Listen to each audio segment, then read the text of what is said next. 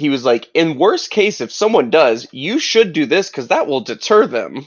Don't listen to that guy. Don't? Okay. We'll talk later. Don't listen to that guy. Okay. He sounds like a dumb piece of shit. You want to know? Here's the quick answer to knife defense. Kick him in the chest and run. Like, that's all you can do, man. You're not gonna take a knife away from somebody. Don't try. Just go, if you can, and if you can't, just keep kicking them, because that's usually out of stab range. That's it. That's my advice. Good luck. Don't get knife fights. They're scary. Anyways, hey stream. Welcome to Bane of the Ancients DnD. We're just wrapping up our pregame chatteroony doonies. Don't get knife fights. Yeah, don't do that. It's not good. Audio should be good. Cool. All right, we got a good name for tonight's session. Sound. All right, well, welcome anyone and everybody tuning in to Bane of the Ancients D&D. We're Season 7, Session 27, I believe. I am Gats. I am the GM. Righty, and who am I be playing with tonight? Hello, everyone. I go by Aludriea Luna. I'll be playing Rune, the dwarf-adjacent barbarian, this evening. You're not a dwarf? I don't know when. I just decided at some point I'm going to react like that every time it comes up. But I'm Shuck. I'm playing Belenos, the Astral Elf Cleric. Incredible. I'm sorry, that caught me so out. That was the most out-of-character Shuck thing I've ever seen in my life. I love that.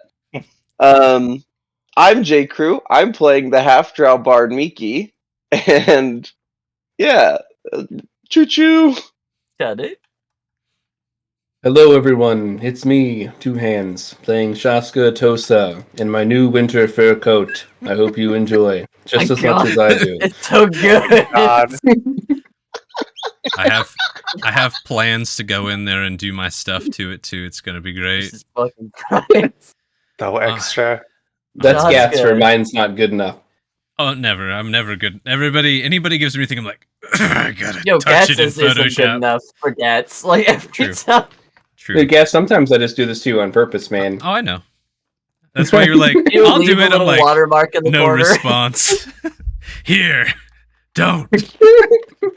Anyways, my control freakiness and perfectionism and preference for art to have good lighting aside, let's get into the session. Start with a recap. I think last session we picked up you guys like splayed out in Nova. Miki just being told to take his medicine and him being like, "Oh, I will right now, all of it." And So much fucking mess. and Yeah. So let me actually bring us over to the Nova map for this recap. Just get my little brain in it here. Where's the Nova map? I put it away because we were done being in Nova. All right, here it is. We're done. I was You so would never excited. come back. So excited to be out of Nova. But here we are in the recap. I could have retired there. Oh. Just everybody hangs out with Aramloth making teas and Just, like, start Anyways. farming. It ain't much, but it's anyways. all just work. The party was in Nova. Belenos took a nap downstairs with the little goblin lady Stuzzy. Belenos was curious how Stuzzy was doing, as they had joined the party after Belenos killed not only their twin sister, but also every other goblin and orc and manticore that was a part of that troop, basically instantly, except for a couple hacks from Rune. And it seems that Stuzzy is most likely in the denial/Stockholm phase. I think that is what Belenos has concluded. And they're doing their best. They also have some delusions of safety and power and security that may or may not be rooted in misunderstanding and optimism. Besides that, everybody eventually ended up top here and started a discussion, which... How audible is that? It's kind of audible. Yeah.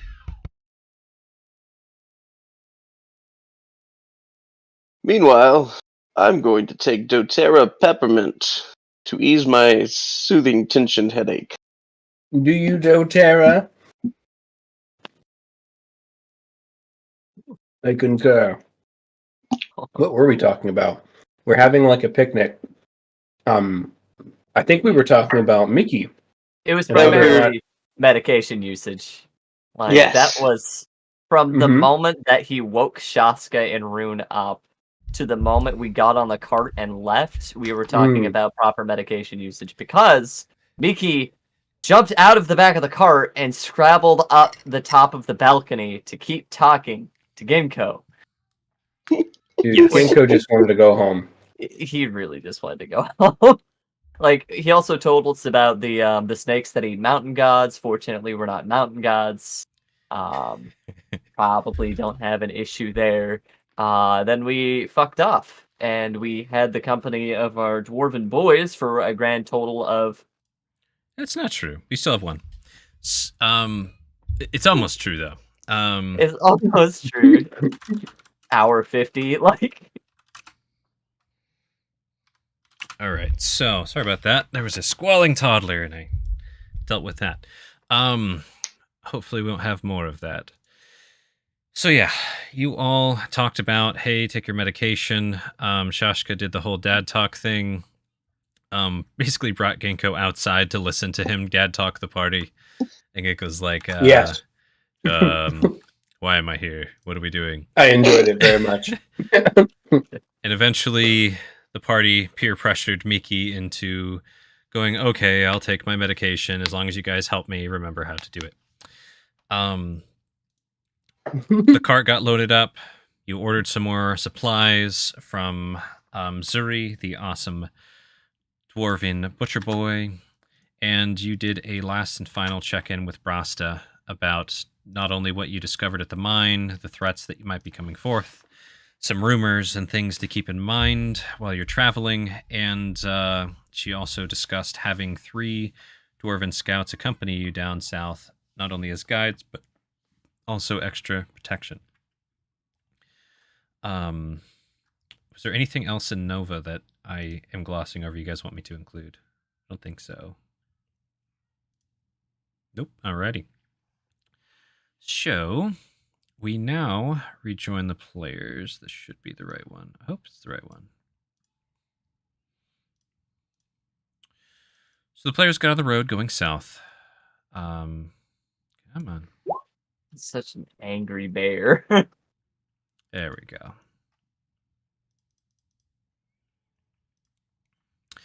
And while they were on the road, fog started closing in more and more and more, gradually until it became so thick that you can't see more than 30 feet away from you at any given time in any direction. It's a strange fog for this time of year, and also the fact that it seems to get thicker throughout the day rather than thinning out throughout the day. While they were in the fog, a couple hours journey down the road, there was some horrific yowling, howling, chittering, and screaming from the fog ahead. It kind of chilled the bones of everyone in the party, so Belenos, with some actually very clutch foresight, cast a spell which made everyone in the party immune to fear for a while, which was a good thing because these horrific, big demon dog things came out of the shadows, charging, screaming, and blasting you all with terrifying yowls, which is supposed to put fear condition on each of you, but you were all immune. They did manage to tear through 2 of the dwarves, as well as their mounts, Biko being the only dwarven scout left who came with you, but you were able to dispatch the weird dog demons, and now they have melted into the ground, as demons do. Not that there was a ton left after Rune and Killua and Miki and Bella. Everybody just kind of laid into these things. Shortly after that, another foe came out of the fog. Something stranger and darker. Come on, Roll20, you got it. A spooky, misty bear had appeared. The party started laying into it with magic and other attacks. Shashka actually ending up inside the incorporeal bear, swirling their Irumi around, trying to disrupt their form. And after a couple of rounds of trying to take this thing down, Miki, struggling with his affinity and love for bears, decided to do something out of left field and actually cast tongues on the creature. After doing so, the party quickly learned that this thing does speak, and they were able to, with some very high rolls, some more magic, and some backing away, de-escalate this bear enough that it stopped trying to kill the party, though it does still seem on the edge of anger, fury, and wrath. They were able to find out that this thing had been corrupted by some type of powerful necrotic energy. They learned that its previous master had died, and now it roams this world trying to kill all of its descendants one by one. They also learned that they could actually cure this bear's ailment through the power of a Archfey's blessing. While they were on the road, they had already discovered that they had some Fey presence looming around them, as a pixie kept harassing each of the 4 party members, asking them questions that bothered them and blasting them with magical glitter spray to disorient them. Not actually causing any physical or psychological damage per se, but definitely annoying. After they got this bear de-escalated and learned what it needed to do to fix it, Miki kind of shouted out that they would like to make a deal with the Fae, which seemed to be the only thing the pixie could have used to say anything other than those horrible 3 questions she keeps asking all of you. She assured you, Miki, that awesome, deal has been made. We're good. I'll be back soon. And then they flew away. After that, the party gathered up the 2 dead dwarves that fell fighting the demons, brought them up to and built some pyres on the cliff. The Wraith Bear still looming and seething with rage. And you're here at the edge of the cliff. Your cart down below with Killua as well, just out of sight for most of you. But trust me, they're there. Don't you worry. Just see barely little edge. Yeah, barely right there. And you're at the point where you're about to light the pyres. Anything else you want me to throw into that recap for you? Nothing on my end. Alrighty. Are we awarding inspiration? Thank you for the reminder. The party hath voted, and I agree. Miki kind of stepping out of the box, doing that left field play, and owning it and going with it. Everybody, most folks felt pretty inspired. So you know what, Miki, you get 1 inspiration point for this session. Congrats. Alrighty. Preach. Thank you for the reminder. It's something I struggle to remember. So, you're all up here on this ledge. Biko, head bowed. Amnildaz, eyes wide. Stuzzy, nervously, hiding kind of in a bush next to Miki. Fire's ready to be lit. Everyone standing Perhaps awkwardly. we should say some words. Yeah, that's what I was going to see. I'm gonna actually play. They're hill or mountain dwarfs. Hill dwarves. These are hill dwarves. They're Hill? Slovakian hill dwarves. I'm going to play. Pretty accurate. I would assume Darren might have taught me some kind of funeral rite song at some point. Why don't you If that's a good assumption. Roll me a history check. Do it straight. The reason being Darren was kind of taken into the Everen's culture. Yeah. 19. 19 is plenty. You don't forget your roots. Damn. You not only remember a song that Darren taught you, you also remember some of the quiet singing that some of the dwarves were doing at the mine while they were laying their fallen kin and friends to rest as they were breaking their knives over their chests. Then I will sit in the background and kind of have that playing for all of us. And if it means anything, if we are short resting or if anyone will, I'll throw that in also with the Song of Rest. Let's say that this whole process took about an hour, because that does make sense, to put these pyres together, find the wood, a mix of rest and taking turns, maybe a little bite to eat, some defensive scouting. Though, strangely, it seems like nothing's probably going to be much worse than the Wraith Bear next to you anyways right now. So he's chilling. He's having a great time, man. He's eating honey. I want to give him honey.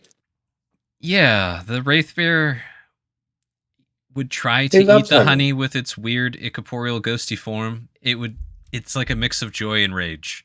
Because it's like a ghost trying to eat. It's like moving the honey, but it can't ingest it. Shashka's cackling in his mind. It's great. All right. Terrible. Nice. Nice. So Rune will probably join in on some of that just low, mournful singing. I'm gonna, y'all are one. We could have Biko light the fires. He's the last of the boys alive. okay. Equalite fires. Ooh. And I want Miki and Rune to roll me performance real quick as these fires light ablaze. 18. 5. It's right, mumbling. Yeah, J. Crew with a pretty solid performance. Rune mumbling some tune under their breath, under their helmet. The words aren't right, but they're like... Exactly. It sounds better if more people mumble indiscernibly, so you can't pick out one. Yeah. Yeah, the mouth mover and choir. Got it. Yeah, exactly. All right.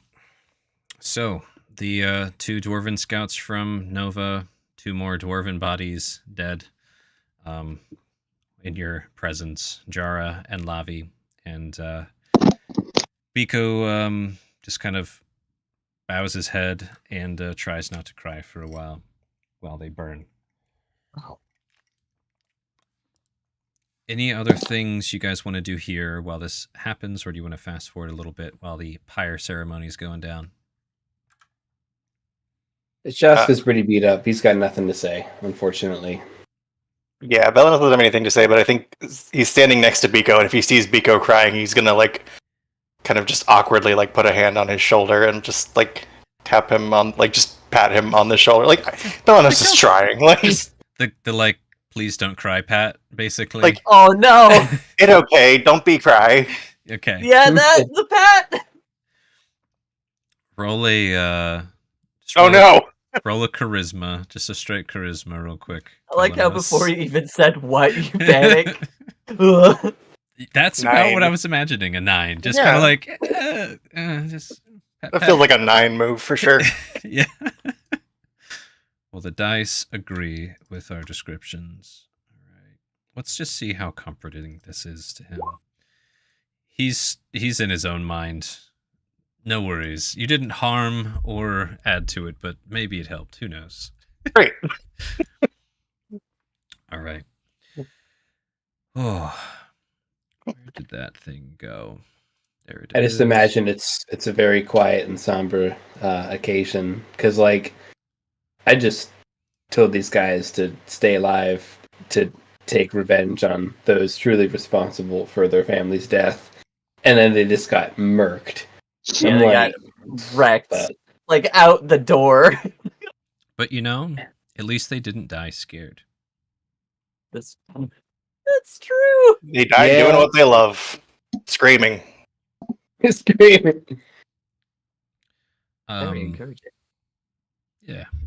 I almost like I can imagine Shaska just kind of muttering under his breath, like, maybe dwarves do die tragic deaths. I told you. Omnodaz will actually pipe up. At least they didn't die scared. I. They went out fighting. Maybe that can be enough. I hope so. Because it's just gestures to flaming pyres. It's a You don't think They're not coming back. Belenos like leans over to Shaska like, you don't think all dwarves actually die horribly, do you? Rune's just nodding. Belenos looks sadly at Rune. It's nodding. I hope not. But it's all I've seen, Belenos. We have to I protect mean, the her. dwarf is the one that told me that, right? We have to protect her. We can't let her meet this kind of fate. Rune's gonna die at the most. Like, She has to let us protect her first, Belenos. you have to get strong enough to protect me. I'd ask Sorry. if that's a challenge. It's a private I moment. mean, I don't really see why it's an issue because you're not a dwarf. What? Madling, I think. Maybe. Were you talking to me or talking to the dwarf? Biko gives you a side glance, Rune. Just like Rune's gonna gonna go check on the cart. Trust me, Biko. Actually, Rune's not going the bear way. Rune's going. Like the long way around. Dwarf is just like, You really walk off the edge and Bear just goes, BAP! He might, dude. Biko, believe it or not, there is a very pretty lady underneath all that hair. Guys, I actually had a thought that doesn't really pertain to this information, but it just popped in my head. In what feels like this hour, that feels like it's been a week, but yeah. Are any of you a descendant of that bear? I don't know how Or do we you could think be. we are just kind of like, well, like that are like barbarians that are under that of the bear totem and all that kind of stuff? And I'm thinking, if this bear is cursed to know and kill everyone that is a descendant of it, is there an opportunity or a chance that any of us might somehow be related to some that of a bear or someone who follows that of a bear? Or do you think we were just unlucky to run across it in our path? Suppose it's possible, but I suspect we were just unlucky. It seems like it's destroying everything it comes across, and we were what it came across. Fair. But Just a thought. can't rule anything out. I don't know my family lineage too far back. I think I'm fresh out of bear in mine. Looks himself up and down. Don't think I'm hairy enough to be a bear. Did anyone in your tribe or your city? I don't know much about you. Sorry. Clan strong. Clan. You're a barbarian. So anyone follow the teachings of the bear? Anyone you know?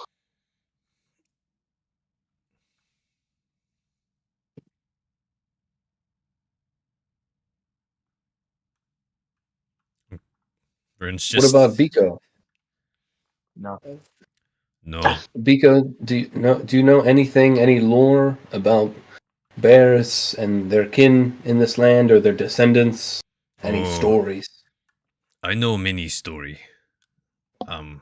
But am not a bear. It's probably good. Omnul, what about you? Unless Biko was gonna say stuff, sorry. He was, but it's fine. I'm not a bear. I can turn into a bear. That's what I was asking, since you seem to know animals really well. Don't think that's a good idea. That's not Seems as he's been saying he's gonna animal anymore, I don't think. Nods in agreement, yeah. Fair enough. Sorry to cut you off, Biko. It's fine. I'm trying to remind somebody. You said like underneath that helmet's a beautiful woman about Rune. Somebody said something else lady. To Biko. Can't remember what it was. I think Biko would have just kind of coughed at that comment.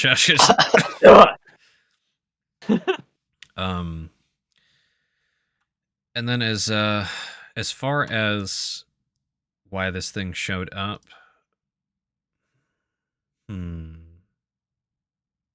yeah, I'll just leave that mysteriously for now. But while you guys are talking about bears, this is horrible. I hate this, but I'm going to say it anyways. Popping up, hovering over the cliff edge, is a familiar flying little creature. And they pop up and say, no, she's not invisible. You can see this pixie. And she pops up, I have very good news! Oh my god. Looks to the party, like, picks up a rock, like... Well, I guess you could say that's very good. Belenos slowly pushes Rune's hand with the rock back down. Okay, alright. Rune gives you a little odd look. I found the perfect Fey Lord for your troubles. Good. Yep. So there are troubles now, Mickey. Yep. That was not the deal. The deal was myself. If you all I could want to make just that- follow me, and don't worry, Miki, I kept careful track of everything everyone said. If you would just follow me down to the cart and grab But if you anything know, I didn't say anything. you're going Start to sweating. want to have on you. Oh. Oh my lord. Rune's just basically gonna pack like 3 sandwiches and call it good. Everything else he already has on her. I don't think that's Why can't enough we take food for the whole cart? Don't worry, it's just you'll see when we get there.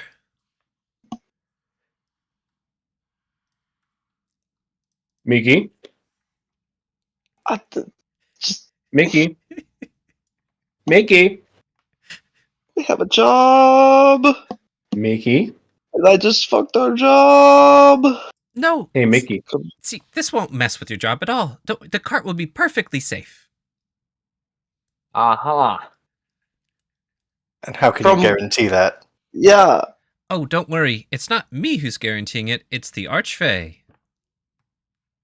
Nothing on it will be touched at all. At what cost? It will be impossible to touch it. Oh. I was thinking half, but I'm gonna bring a whole 10 days worth of rations. Can you carry some for me too? Omnildaz is like following suit, just grabbing food, basically. Like, yes. Nice, It's yeah. essentials. So, basically, Rune will like help Omnildaz get set up here. Maybe give her a little satchel to carry. Little messenger bag of food. Have her stuff Rune's bag. Oh, can you get this one on my side? Hard to reach. Shashka, I think you was trying to say something just now. Maybe. I might have heard wrong. Okay. So she's just kind of like excitedly. By the way, she's only talking to Miki at this point. Probably for the best. Just so you know. But you can all hear what she says. Little fairy princess, can you hear me? Nope. Whatever. Miki, this is kind of tricky, but I can only talk to you like this because we're making a deal. Okay. Does that make sense? And so anything anyone else says is null and void, correct? No, I can still hear it. I'm just got to talk to you, Miki. Like I could hear your friend Shashka just now, but I can't talk to them. Okay. Because we're not. Okay. It's complicated. Anyways. Yeah, tight. Can you, for the sake of this, treat any questions they ask you pertaining to the situation as if I am asking them? I think so. I hope you're not making another deal with a fae.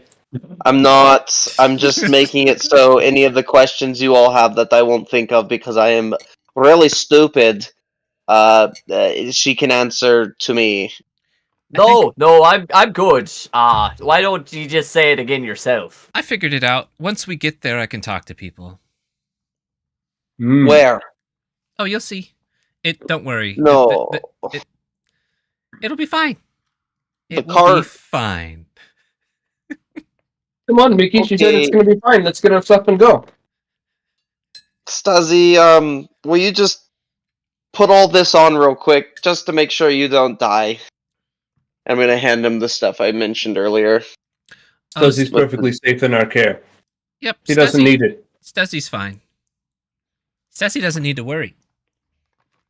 I know, I just want them to be protected in case just in general, they should have been wearing this the whole time. We have it. That's what it is. I am very sorry, all of you. I did not think we would all be dragged into this like this. So I was just trying to be helpful to our bear friend. Oh, It's first, not friends with that bear. I am. That's great. I'm happy for If you. it keeps us alive another day, let's just get through it. I'm not happy. He was trying to do something kind for someone he saw suffering horribly. Don't forget that. I'm not mad. I can't be mad at that. I'm just not happy. Okay. But you're right, Villanos. We are alive. We currently likely owe that to Miki, you, and Bellanos for the actions that you took. This is where we're at, It's too late to smush him with a rock. and there is where we're going.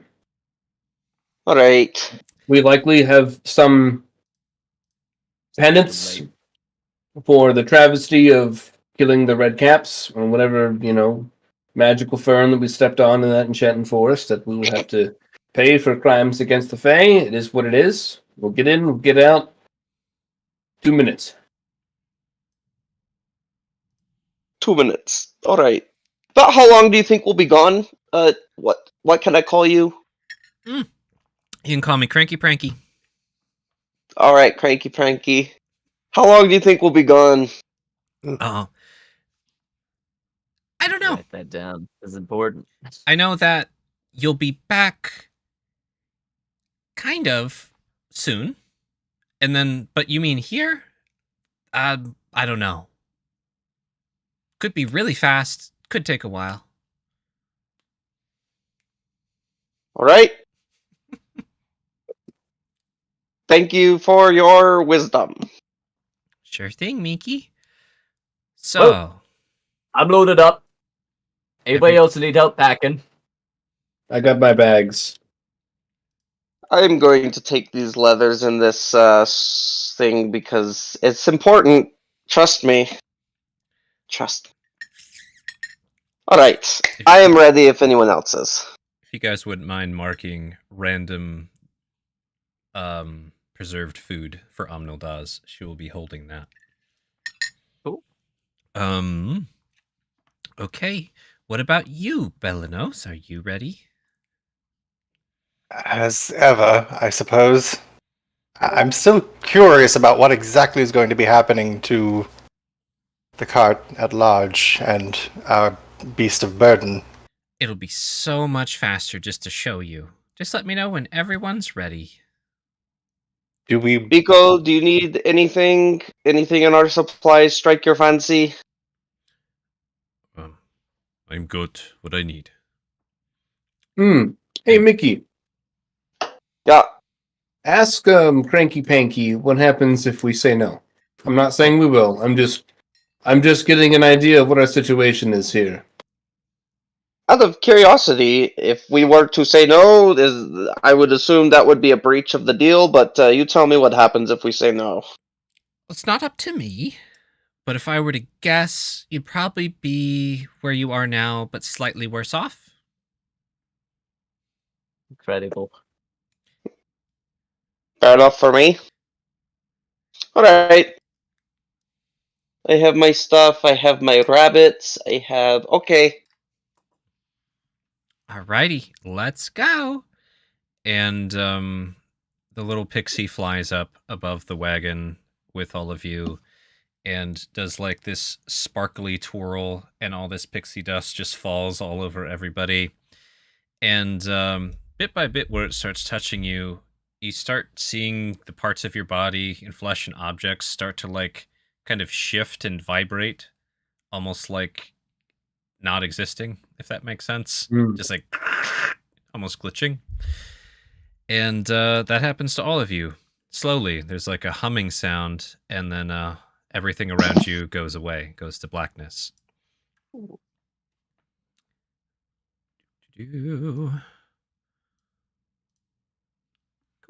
Ooh. Oh, I don't like this. Yeah. Come on. Scroll up. Come out. That's where it shows green for me, but not for you. So,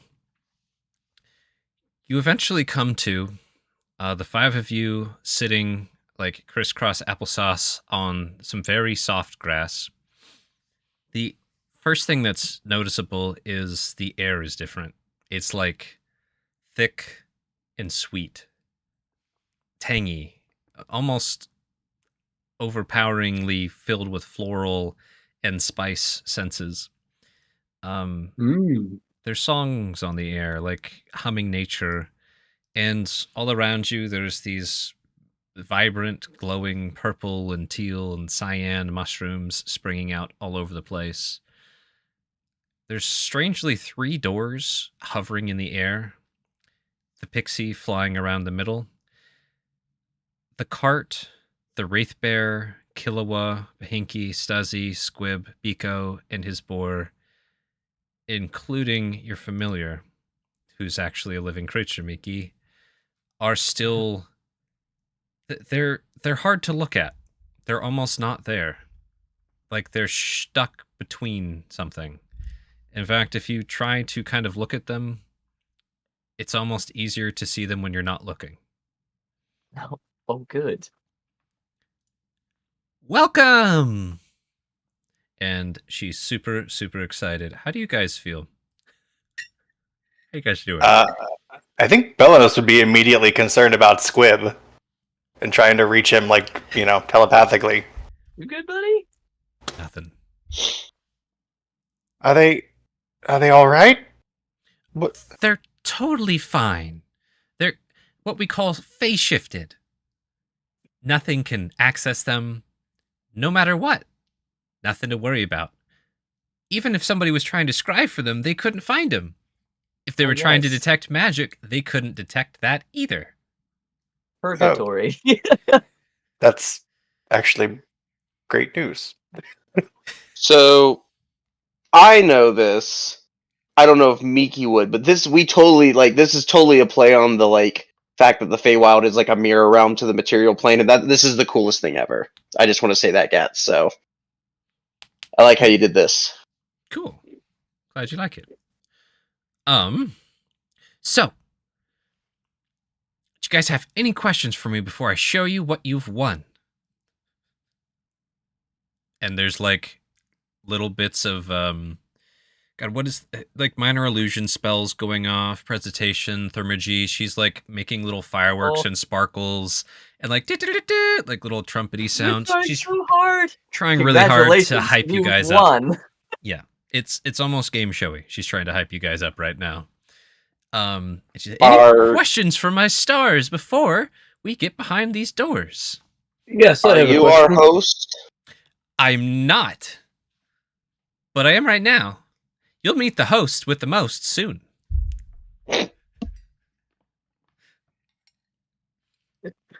Cranky Panky. Yeah. What's up, Shaska? Do you have an obligation to tell us the truth? Not at all, but I like to because it makes things easier. Most of the time. Not even a little. So was that the truth or a lie? Exactly. I'm just going to look at Miki.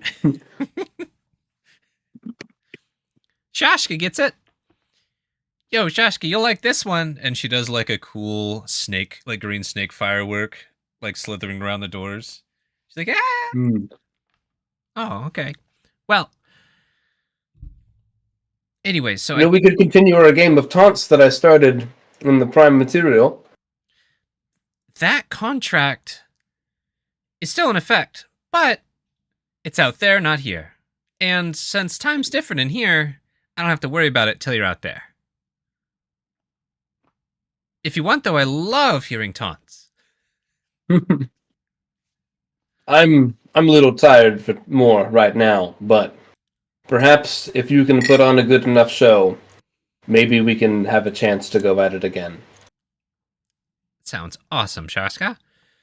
So, everybody seems good. Are you all happy? Good with how your stuff is set up? We've got our bags. We have inadvertently entered a deal with the Fae. We have a job to do. Let's get it done. Excellent. All right, so, like I said, don't need to worry about time. Don't need to worry about your things or your friends. They will be kept safe. We're protecting it, keeping it safe. We're not taking it. Don't worry. And, all right. So behind, I already messed this up. Whatever. Behind door number 1. And she opens the door. And all of your stuff, the cart and the Wraith Bear, are now behind that door, face shifted. Yo, they shifted the Wraith Bear too? Nice. The Wraith Bear's face shifted as well. Incredible. So that's what's behind. The rubber banding. Yeah. This door over here, the purple dot door, is all of your stuff plus Wraith Bear. And behind door number 2, I don't know why you won this, but apparently you did. And they open that up, and there's just a picture of the moon. Or it's not a picture, it's an image of the moon and the stars. For some reason, what you've won is some info about the Fey Lady, Queen of the Night and Magic, and the Fey Lord, the Moonlit King. They're separated! And she, like, does sparkles and fireworks. We got a divorce! They were super tight, but the Queen of the Night and Magic is getting stronger, while the Moonlit King is getting weaker. So she dumped him into his own lake and is slowly taking over his territories. He's been sulking around the Moonlit Lake hopelessly for weeks. And then she closes those doors. That's great. I feel bad for the Moonlit King. It doesn't feel good to lose. Don't feel too bad. Everybody says he deserves it anyways. Ew. Why do they say that?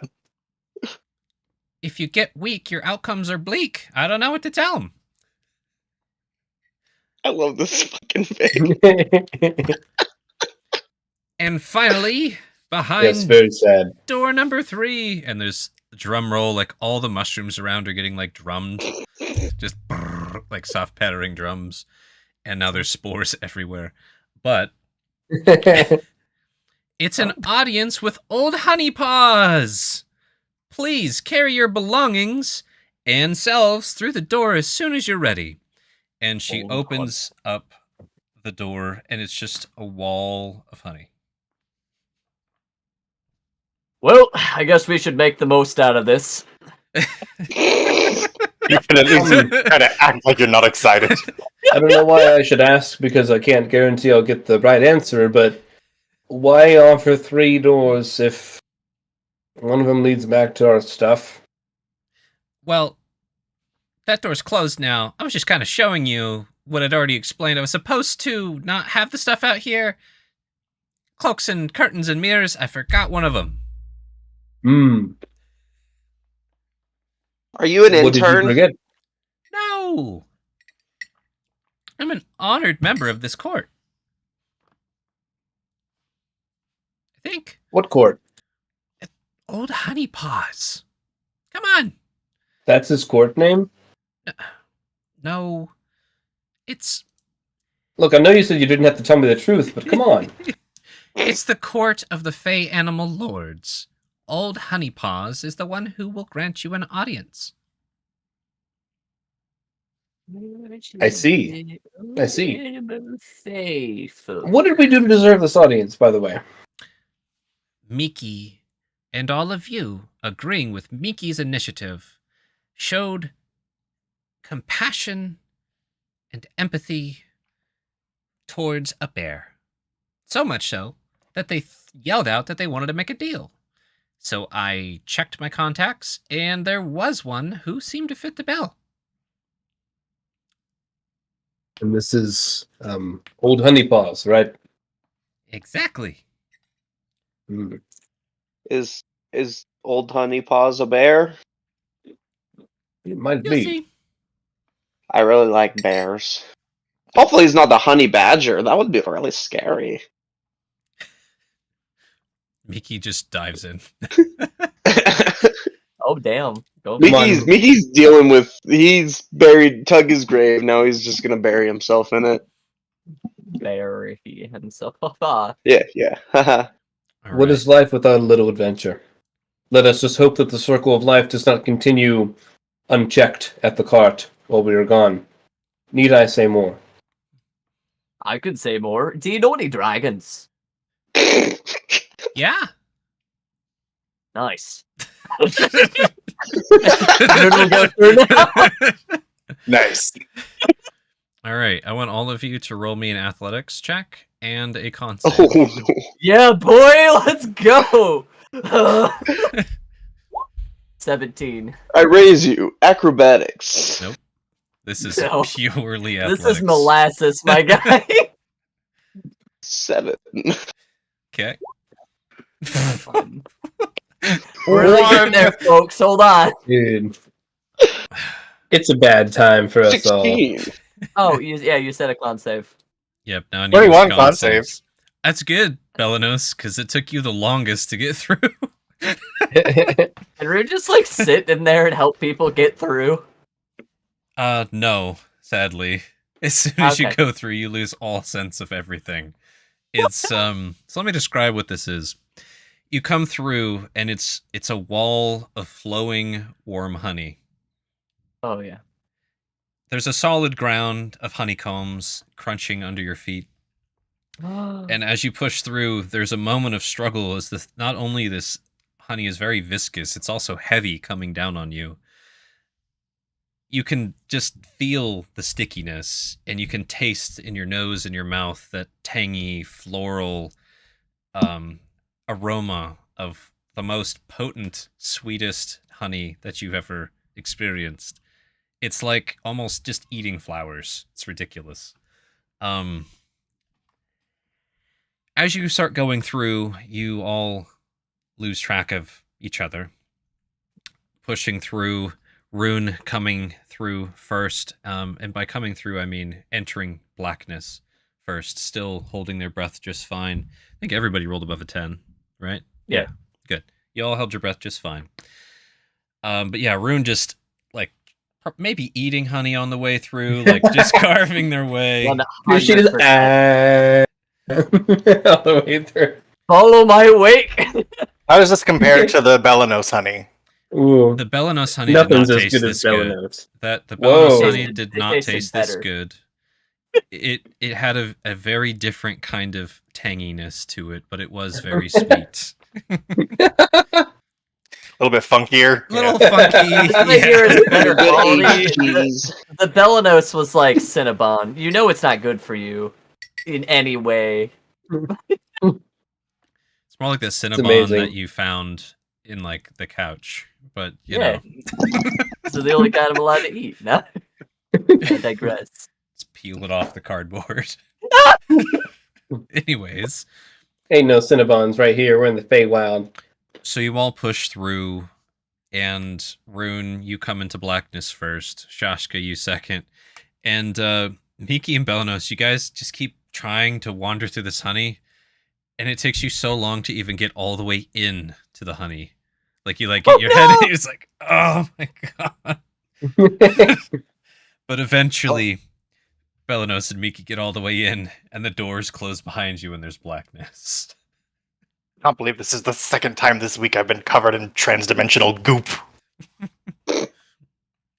What? You know, last week that statement would have surprised me. Some other things happen as you guys are shifting into blackness. While you're going through, you feel the weight of the honey coming down on you, but suddenly the weight of your gear vanishes. Everything you were carrying and holding, no longer there. No longer weighing you down. And I just got this coat. Now it's covered in honey. And Are we naked? good question. And as you were walking through the honey, let me scroll down there. And when that happens, your comfort level starts to just go up. You were wearing your normal clothes and things, but now it feels like your clothes are like warm butter and silky. And then you all find yourselves in darkness. Yay! We just had a magical girl transformation. You kind of did, actually. Oh. Oh, look at them all! I was gonna They're steal so myself. cute. That's a lot of bears. Oh, it's Tumble Whisker. How could I Nobody say no mentioned to what Tumble happened Whisker? in the forest the other day. Giggle skin. We'll get to all the greatness in just a second. Oh, those fussy whiskers. It's gonna be fine. So, Incredible. maybe I should have trickled those names in, but we'll get there. Too late. So, you each, from that blackness and crushing weight of honey, open your eyes to find yourself sitting at a dark table cut from thick, tall oak. And by the way, this picture's as close as I could get. This is not exactly how it looks. Just keep that in mind. But a huge dark table cut from thick, tall oak, and the entire table is slathered with sweet and savory food and drink, falling off the edges, mounded and piled up. There's an assortment of meat, smoked and raw, berries, fruit, little wicker boxes filled with succulent, juicy moths and grubs squeaking around, huge bowls filled with roasted nuts, and jugs of sticky, sweet honey. And there are various servants coming around, filling every goblet with an ever-flowing mead. It's then also pretty quickly apparent that you're each wearing extremely comfortable, warm, and opulent clothing. The designs exhibit shapes of nature fitted to your natural form. The underlayers are made of some type of otherworldly, stretchy silk that's as warm as wool and as comfortable as a warmer bath. And the colors blend yet contrast with soft hues of green, gold, purple, and teal. You guys are all bedazzled right now. Love it. And, sorry, I had to stretch there. Cranky Pranky pipes up. As a gift for trying to save a once noble bear spirit, these Fey clothes are yours for whenever you enter the Feywild, and they will know with whom you associate with when you wear them. And there's like some roars of approval and pounding on the floor and the table from various bear folk, bearkin. Yes. There's bees buzzing above, up on the ceiling, flying around, buzzing excitedly. And let me describe the scene a little bit more here for you. You're all inside a massive cave. Much of the size of the cave is adorned with wooden furnishings, somehow plants growing in here, even though it should be complete darkness. The ceiling is lit with dangling bioluminescent creatures of all shapes and sizes, pixies and stardust flittering around. And the floor of the cave is soft moss and fall leaves on soft dirt. No one's wearing shoes. So, you all find yourselves sitting at various positions on this table, none of you near each other, but close enough as you're all still at the same feast. Clearly along the sides, as I mentioned, various bear folk, some others kind of sticking out, and some just straight up bears. Yeah, that one, exactly. We'll have you roll some perceptions here soon, but let's just say, Rune, you picked this up. There's, at the very end on Rune's side, this strange, hunched-over, hag-like creature with goat horns and copper eyes glowing of fire with even darker copper skin.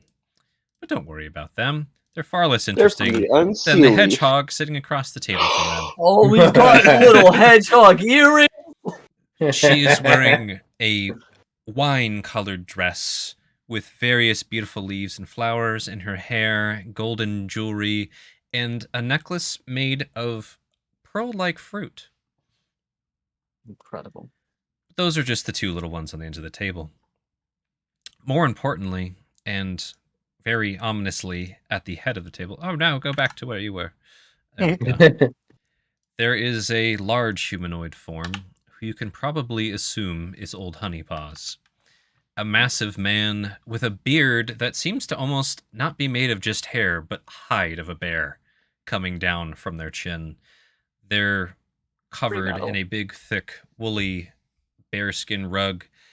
Their feet are either bear paws or they're wearing boots that look like bear paws. Their hands, obviously bear paws. Sitting on a kind of wooden wicker throne. There's always a jar of honey in his lap. You guys probably wouldn't be able to see the giant solid hammer next to him, but don't worry about that. Nice hammer.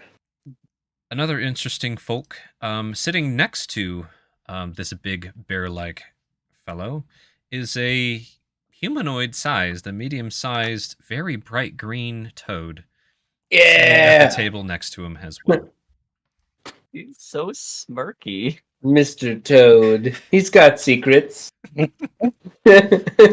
He'll never tell. Just look at it.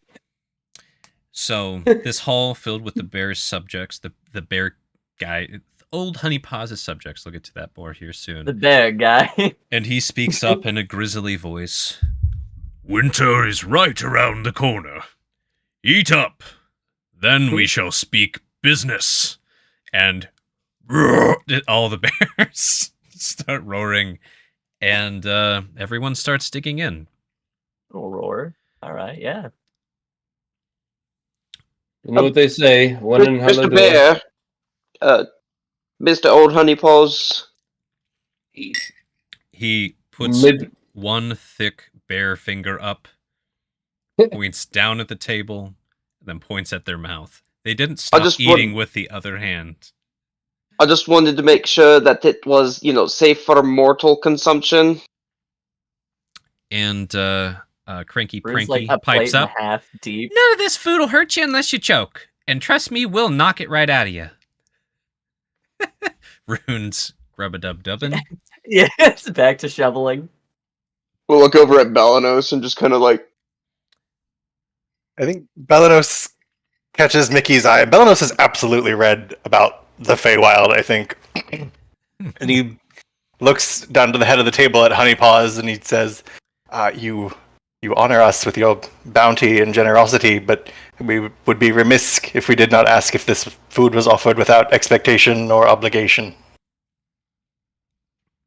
And they pound on their chest a little bit to swallow the rest of what was in their mouth.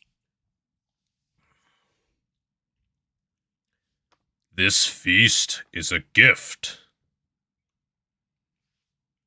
There are no strings attached to the food at this table. Nice. There you go. Well What about said. the drink? Oh, well, the drink. Elenos does not say thank you, but does nod and kind of awkwardly half bow and then sit back down. One of the there's actually an armored werebear with very white fur Holy next shit. to you, Shashka, and they're viciously eating. And they turn to you with your question, and they speak in plain common to you. How do you know where food starts and drink begins? And they take a scoop of meat, they pour some honey on it, and then they slather it in mead, and they start going to town. I don't really have an answer to that. I concede the point. Perhaps I should just imbibe. And several minutes go by. No one's forcing any of you to eat. It sounds like, Rune, you definitely dug in. I'll start eating. Shashka's gonna eat some foods. Am I within parental distance of Omnadas? You are. I'm worried about her. Oh no! I will explain that shortly. Let me get the food intake here quickly. Miki, did Okay. you eat food? No. Okay. And Belanos, did you eat any food? Mm-mm. So just I'm Rune gonna and Shashka. start digging in and just look at you guys Be polite. Mickey, I'm here to support you. I had a big lunch, and Omnodaz there's a lot to starts meat eating. on the table. It's not an offensive thing, but just more of a conscious health thing.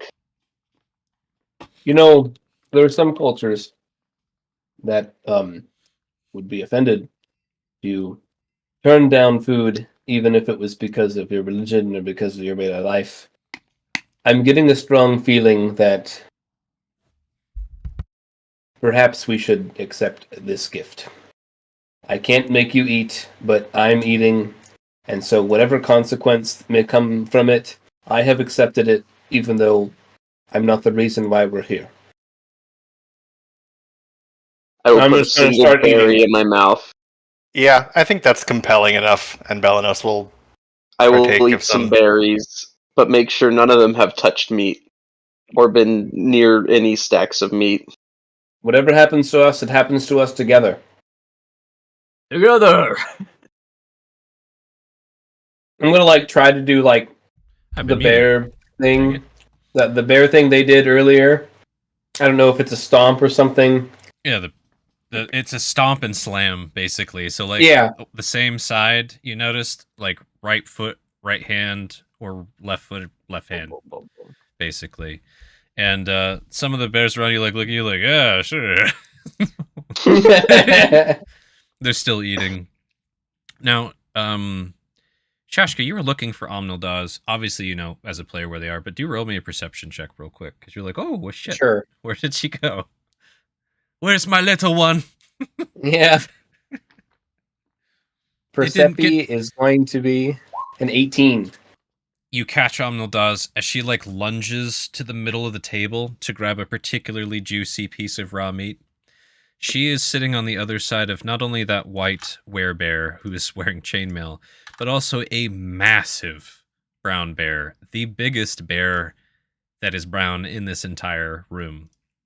But she seems fine.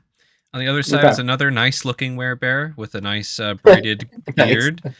And she's just going to town eating a ridiculous amount of food. Now, there's something I need you all to do right now, and that would be to roll me an insight check. Insight is a 12. Okay. Insight will be a 11. 25. Natural 1. Nice. That's I very don't even. fitting. I had not think about what to do for Miki on that. That's hilarious. I know what to do for Miki. Mickey's just hyper focused on the fact of he's trying to pick berries that are not near any meat or anything. He's mad because Dad's making a meat dinner. This actually makes the most sense for Belenos to catch, probably. But in your minds and out loud, you've been thinking what used to be each other's names and your own names. But they have been replaced with different names. When you have spoken out loud, it has been different names. When you've thought of them, it's been different names. And after a few more minutes of eating, old Honeypaws pounds on the table once so hard that the entire table, everything on the table flies up in the air a couple feet and comes back down. Which signified for everyone to pause eating for a second. Get it? Pause. And they Yes. all of the bearkin, all of the bear folk, they take their paws off the table and put them on their hips. All right. Yeah, Rue will match that. Yep. That will match. I'll follow suit and look at Almudas to see if she's doing similar, and if not, I will gently usher her to do the same. Sure. She slow to catch on, mouth still full, did eventually kind of thing. Honored guests, thank you for attending this feast.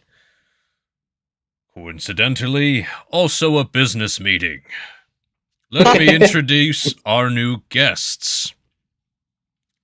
And, please, Tumblewhisker Stonebeard, stand up. Rune, you know that's you. Scoots out. We'll stand up. Kind of wipe the paws. And Pleasure to be here. Bounty to be sure. And it gives you a nod. And yes, your name, Rune, right now, and the way you remember it, and the way everyone else remember it, is Tumblewhisker Stonebeard. You know, name sits right. Feels proud. Prude. And let us not forget Giggle Scale Serpent Master.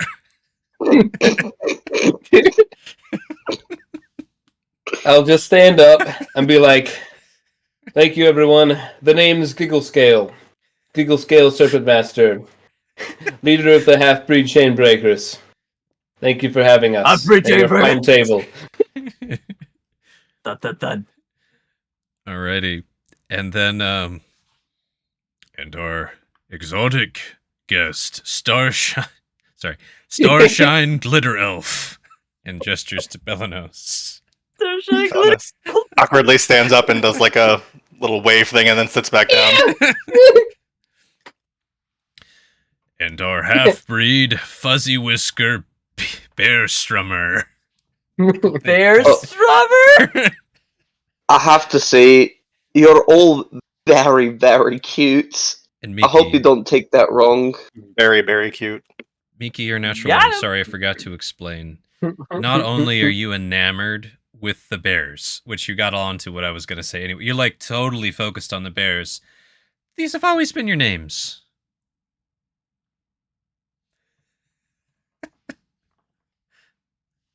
Let me just go make a note in my character sheet real quick. They always will be our names in your mind. Yes, they will. So, with my insight, am I wise to the fact that just something is up?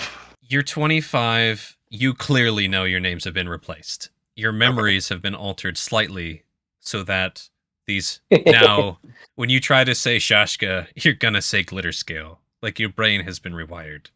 You can just can't see- not. You open your brain's encyclopedia and dictionary, you're like, what? Every entry for now? Every one of them. Someone move my stuff! But you can also tell it was done with a lack of permanence. With the 25, that's really high with your library. Except for Miki. Except we don't know what's going on with Miki. You're not in his head library. Yo, Fuzzy Whisker. And then Beard Shashka, Strummer.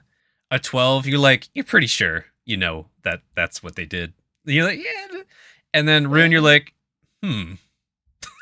That's about the extent with an 11. Just, Some beard sounds pretty good. That sounds reasonable. Yeah. Yeah, that's Rune right now. Like, that checks out. Fuzzy Whisker. I also bear wanted to strummer. throw in there. What's up? I just wanted to throw in there. You're all very cute. If you take that as an insult, just know that's not what it's meant. I just really like bears, and I wanted to thank you, old Honeypaws, for hosting us and hearing out our request for I don't remember his name, but the lovely bear we met in our plane. Here. And thank you, Fuzzy Whisker. And there's another little like pound sash real quick. Then he does another slam. We cannot forget the smallest guest. Blumbleberry Tangletoes. And Omnildaz stands up and on their chair so they can kind of be seen. And there's another. She's like, thank you for the food. And she sits back down. And he puts his big paws up and does kind of a swirling motion. And with that, various types of servants, some of them more beautiful than others, some of them more deranged than others. There's actually one, you're pretty sure that their hand has been melded to the tray that they're holding. So, servants from all over. I have their picture somewhere, actually. I need to go find that. But they all bring more and more refreshments, and this time they bring sweet honey cakes with honeycomb directly out of a bee's hive put on top. The bees hopping off of it and flying away. Level of fresh honey. Oh. Straight from the vine. Straight from the bee. And there's all sorts of just, it's a joyous occasion. All these bear folk, the other strange guests sitting at the other end of the table, having a good time, smiles, laughter, pats, gobbling up food. And that goes on a bit until people have eaten enough to where they can actually talk. during that time, anything you guys want to pipe up about or ask about while everyone's still stuffing their maws? Yes, I would actually like to ask Old Honeypaws. Old Honeypaws, what, if you don't mind me asking your archfanus, what are you celebrating? A visit of my good friend. And he gestures down to the frog dude, or the toad dude who's sitting next to him. And we made a bigger event after we learned you wanted to meet with us and about the noble deed you did with the corrupted wraith bear. And he just kind of shakes. He's Shakes the jowls. Jowl shake with that. Who is your friend, if I might ask? Clears some of the honey out of his throat. We have given him the title Unfortunate Amphibian Sovereign. His real name... I mean, his real name, I apologize, I know you want it. Prince Reginald Thornwater. Oh, your Majesty. Give him a little curtsy bow. And Prince Reginald Thornwater pipes up with a ribbit. No need for apologies. I'm not in my usual form. You see... Never mind. And he just kind of like puts his head down solemnly. And cheers for the prince! Huzzah! Old Honeypaws gives him like a back rub. Just, it's okay, buddy. 3 cheers for Prince Reginald. Amnodazzle. Ah! Looks around. Incredible.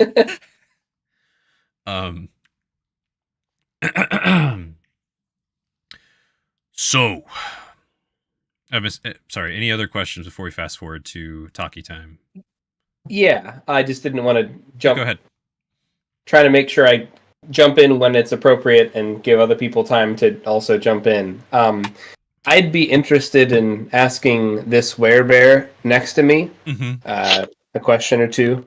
Go for it. Now's the time for that kind of stuff. Yeah. Hello, good sir or ma'am. What is your name? They give you a bear name. It's a series of growls. Can I roll a history for trying to like remember it? Dude, you can definitely roll an intelligence check of some kind. Remember, Just roll straight intelligence. Wait, I forgot something. Yeah, first of all, roll an investigation or history, either one of those. Sorry, I forgot something. Mr. Fuzzy Whisker, when he called you, actually he's just gonna say, I almost forgot. He's gonna pipe up this big old bear. This gets all big for a second. 5 ain't it? Sorry, Shashka. But you're like, yeah, that was bear noises. Awesome. Fuzzy Whisker, come here. Oh, okay. Hurry over. And he doesn't get up from his throne. He's big enough to where you're standing, like you come up to his chest. He's a huge, huge man. Closer. And he kind of like rings his big, thick bear fingers. Yeah. Yeah.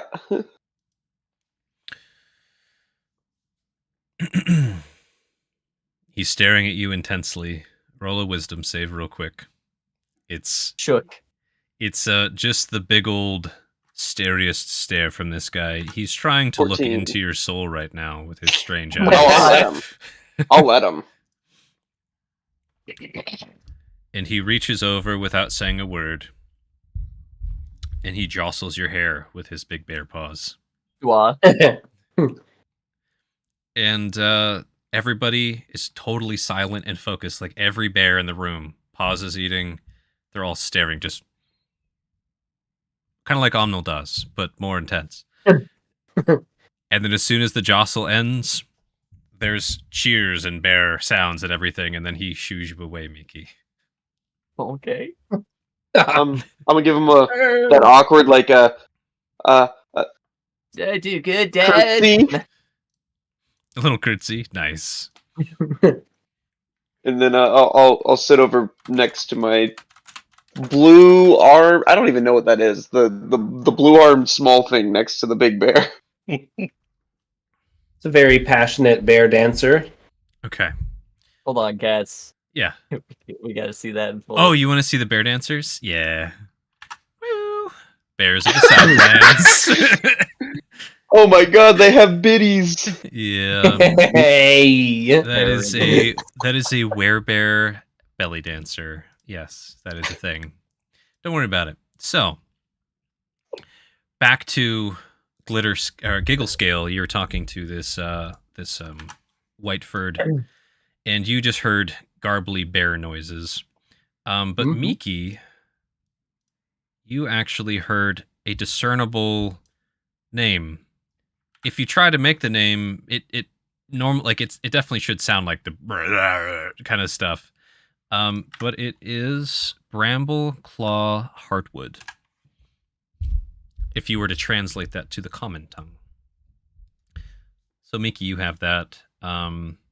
Interesting. I'm going to assume everyone heard that then. Yep. Everybody heard it. No big deal. Yes. That was a name. Now,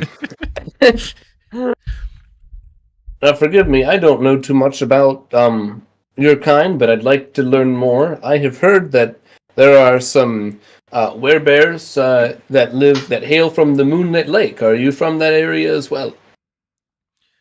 Further north. But many are from there. And they kind of gesture to the table. Is that why your coat is white? Yes. Blends in with the snow. Easier to hunt and kill. Ah. Bane of seals. I haven't gone north much. Usually I prefer the warmer climates, and I actually just got myself a new white coat myself, fur. They do two big sniffs. Don't know where it's at. Ugh. Strange pig. Alpha pig. Magical. Ethereal. Our group killed it ourselves. Taste good? Excellent. Only the best rations came from their flanks. Only the best bacon. Only the best grease in which to cook it in. They're like drooling, even though they've already eaten so much. Yeah. So, do you like swimming? And that's the small talk now from this guy. How's And- the I'm weather? an avid swimmer. I love it. Oh, I love the deep abyss of the endless ocean underneath my paws. Swimming from iceberg to iceberg. I don't know much about icebergs, but hunting while swimming in a body of water, a quickly moving body of water, it is a rush in many ways. The thrill of your prey running from you, fleeing, the fear, you can smell it, you can taste it. They're just like, yes. This armor you wear, tell me about it. Where was it crafted? Well, my kin, my uncle actually made this. It was fashioned from some leftover armor. Some silly folk tried to fight us. Those silly billies. I'd actually like to pop in there. He points to their sleeve, and their sleeve is clearly chainmail. Like it was somebody's entire chainmail that they turned into their sleeve. It's got like the arm sleeves wrapped around it. Yeah, it's just kind of like hooked in. Tied in there with some like leather straps and some bits of metal, and then they've got like ramshackle splint on their shoulder, and then like the front is splint mail, the back is chainmail. You can tell this is several sets of armor tied together. That's pretty great, actually. Bramble Claw. Does that the armor is shiny? Doesn't that kind of eliminate, the whole hunting in the snow and blending in? No, check this out. And they flip up a hood. Now they just look like a big person. Oh shit. Hunt urban. I just say that. Oh shit. Oh shit. Can get past Yeah, most okay. city gates this way. What kind of game do you hunt? Mostly meat. I was waiting for you to say the most dangerous kind. Oh, that would be good. I don't think that they would think people were the most dangerous kind, though. Gotcha. Other probably think- bears? Probably think werebears are scarier than other humans. I'm gonna poke this blue ringed bear to my right. Yep.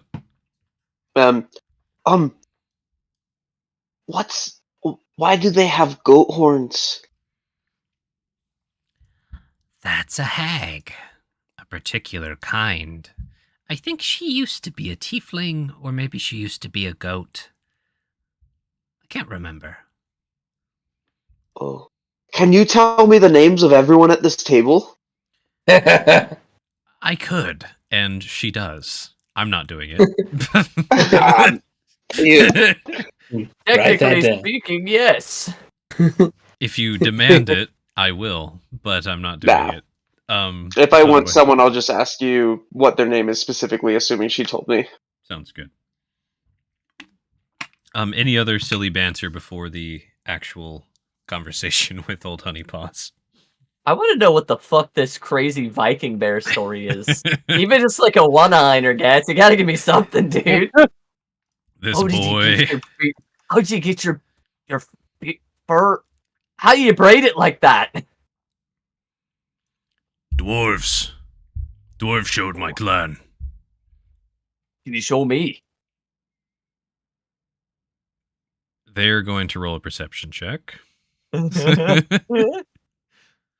Let's see. Oh, it's not that high. Oh, hold on, I have a question. Go for it. Does Rune still have their helmet with the beard attached? Yeah, that's what Yeah, they're... it's Okay. Tumble Whisker Stonebeard. Actually, I know what you're asking me. And you know what the answer is? No. Wait, what? You're barefaced. Yeah. I just realized your helmet is not on. None of your gear is with Yeah. you. And another thing I forgot to do, with the This isn't my gear. perceptions. This is part of my head. Yeah, it's missing. No! But I will get to that. I forgot all about that. Thank you for bringing that up. Two things. One, Shashka, you noticed, and honestly, all of you guys would notice, there are really large trunks under the table near your feet. You can assume, for some reason, you know that your gear are in these trunks. Almost like maybe you put it in there yourself. You don't remember doing that. Oh. You just know it's in there. Okay.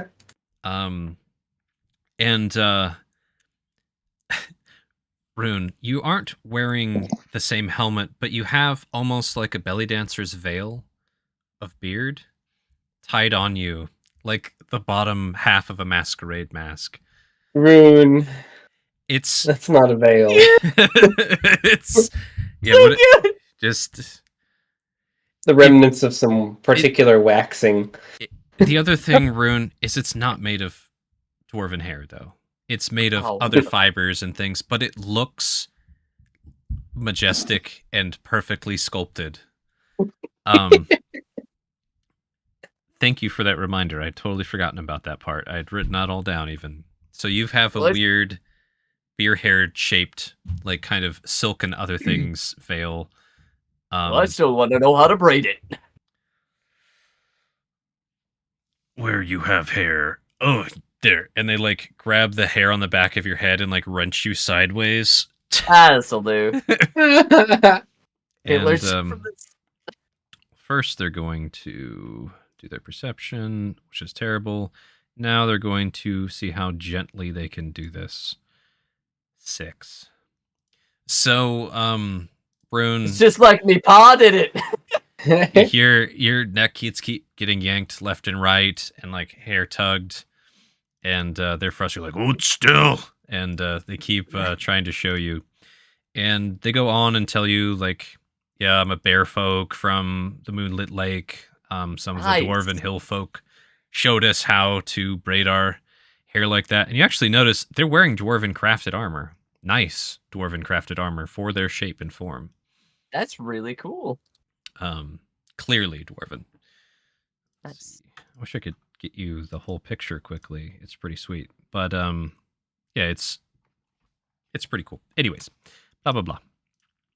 So you're getting your hair braided, kind of, in this beer braid style by this this sweet bear. Any other banter stuff before old Honey Paws? Belanos, anything you want to poke at? Are these are just giant bears like sitting around us at the table as well? Those huge icons are just literal giant ass bears. Yeah. Those Yeah, are all I think- like dire bears. I think if anyone is looking at Belanos, he's literally like shaking, and like every time one of the giant bears like snarfs a bite of food or something, he like visibly jumps. Oh, buddy. Starshine, are you okay? You look a little jumpy. A little bit more paler than your usual glitter elf. Nope. Nope. I'm fine. How are we all doing? Good. Great.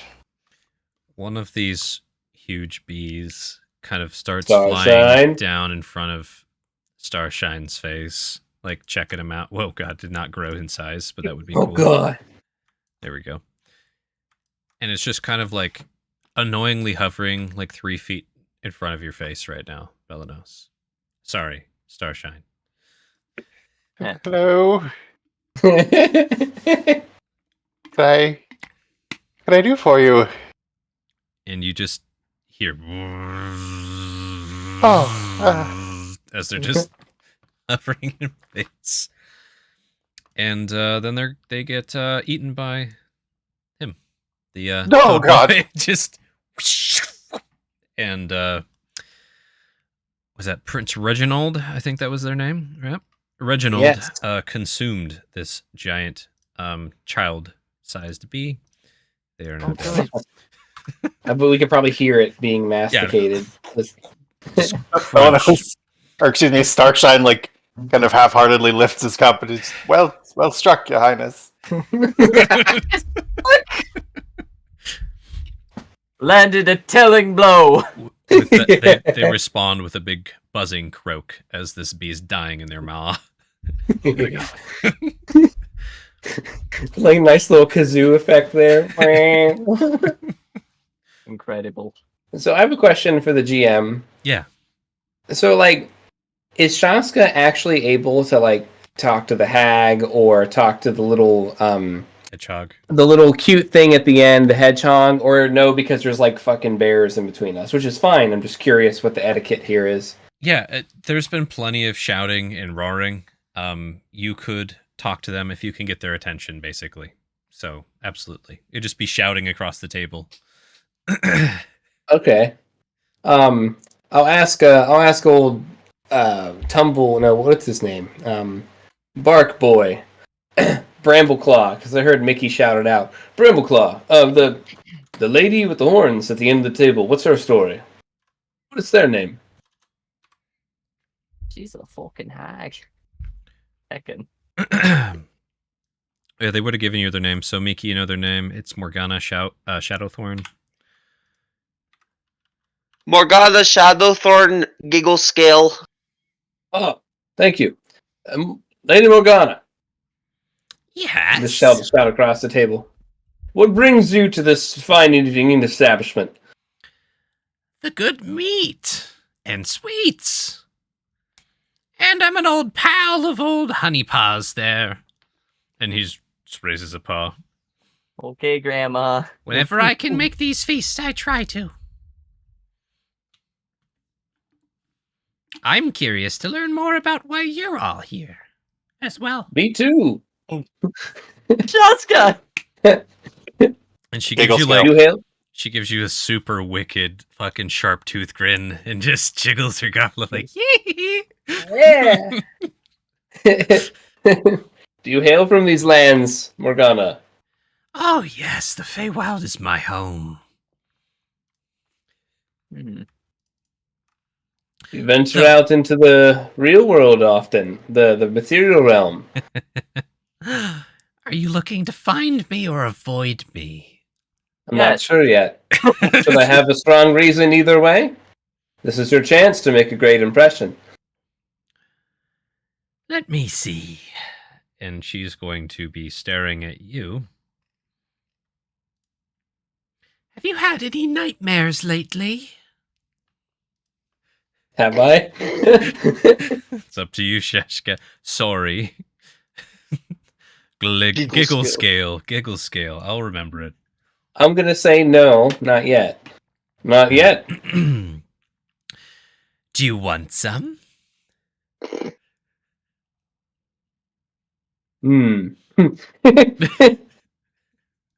I have enough that I've done in my life that has the propensity of giving them to me. I'd like to think that if there's a nightmare to be had, then I should be the one to earn it through action. Oh my. Totally killing this night hag's mood. She kind of like started tuning you out while you were talking to her, and she's kind of like wiggling her fingers at you, almost like she's manipulating a puppet. And she's looking down at the table, her fingers are pointed your way. It's too bad we didn't meet 2 days ago. I had a warning for you if we had. Funny. Well, a red hat approaches with ill intent. Be wary. And she just cackles. more than one. Yet here we are. It was just the one that you needed to be wary of. I see you're cursed now. There was a lot of glitter. I was cursed the day that I was born in this form, Morgana. Damn! Here. Such a party pooper. I love it. You're killing her whole vibe. No, she liked that misery. She went, here, and put the goblet up in the air. Dude, you know what? I brought that goblet with me, the really fancy goblet that's made of the lacquer and the auriculum. I'll dig that out. You could dig it out. Just go to the table and... Yeah. Dude, I want to be fancy. Yeah. So you pull out that cup. And, if you ever wanted to get rid of or change forms, maybe I could help with that. Giggle scale. Mm. Yes, everything comes at a price in life, and I have paid many a price. But there are some that still yet to be paid that perhaps I can only do in this form. Until I have fulfilled my goals, I must suffer the fate of a wandering Yanti, and I must know their pain, my people's pain. To escape it would mean that I am a lesser man than I already am. Possibly. Though, an option I often offer folks who look for help with me, we can roll all of that debt into one and have it under just me. A consolidation. That's pretty good. We have consolidated much life on the road, and many new allies. I am very familiar with the concept, and the life debt that follows. Maybe we should work together then. But later. Let's see what your deal turns out to be first. I don't want to step on any bear's toes. I'm just gonna do a nervous toast. Yeah, good point. Shit. Okay. One more thing. Can you just blow up the purple one at the bottom? I just want to see what they look like. It's just a really scraggly bear. He's so angry. It's actually similar to the type of bear that Omnildaz, aka Bumbleberry, turns into. Almost the same. Actually, it's the same style of bear, for sure. Nice. Smaller sized. Just a bear. All right. Any other things you guys want to poke at real quick? Real quick, team. Do you guys want to talk to this hedgehog, whatever it is? I think we should at least consider it.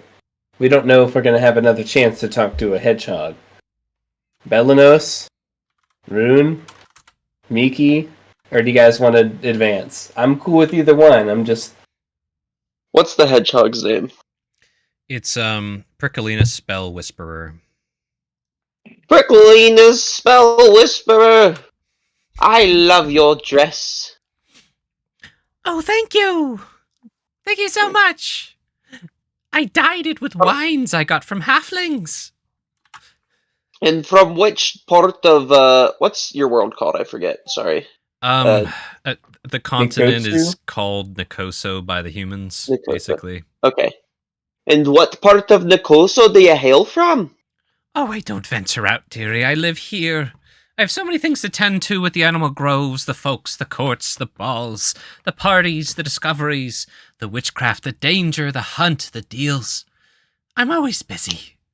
Too busy to go out and about and walk around where, who knows? It's not exciting to have time run. She just starts rambling for a bit about how Watch- lame the material plane is, essentially. Watch the claws. He looks wicked. What's Hey, that? I said, watch the claws. She looks wicked. She does have very Also- sharp claws. Yo, why is she looks so furrowed. Brows. Yeah. Pretty good. And then, oh, sorry. What did you need? oh, I just wanted to know what you do. I mean, we learned that Morgana there was a hag, and you're not very bear looking. So I was just curious, what brings you to the party? I am a friend agent, and no, I can't say that. Anyways, I love hanging out with old honeypaws, similar to oh my god, my throat. Similar to Morgana over there. GM needs more tea. I never miss a ball if I'm available. And besides, I help him tend the honey hives. And sometimes I know folks and I hear things. Oh. What have you heard of us? Not much. Not much. I heard you got a curse just now, actually. Well, I heard just now that you got a curse. I could get rid of that curse for you, if you need it. I appreciate Dude, the can you offer, imagine but being in debt to a hedgehog. one deal at a time. Let's hear it out. one deal What's at the a time. price? What is she offering?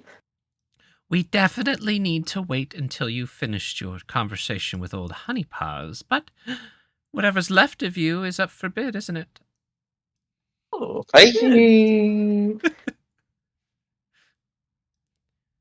All right then. She's far more cute and wicked than Morgana. I like it.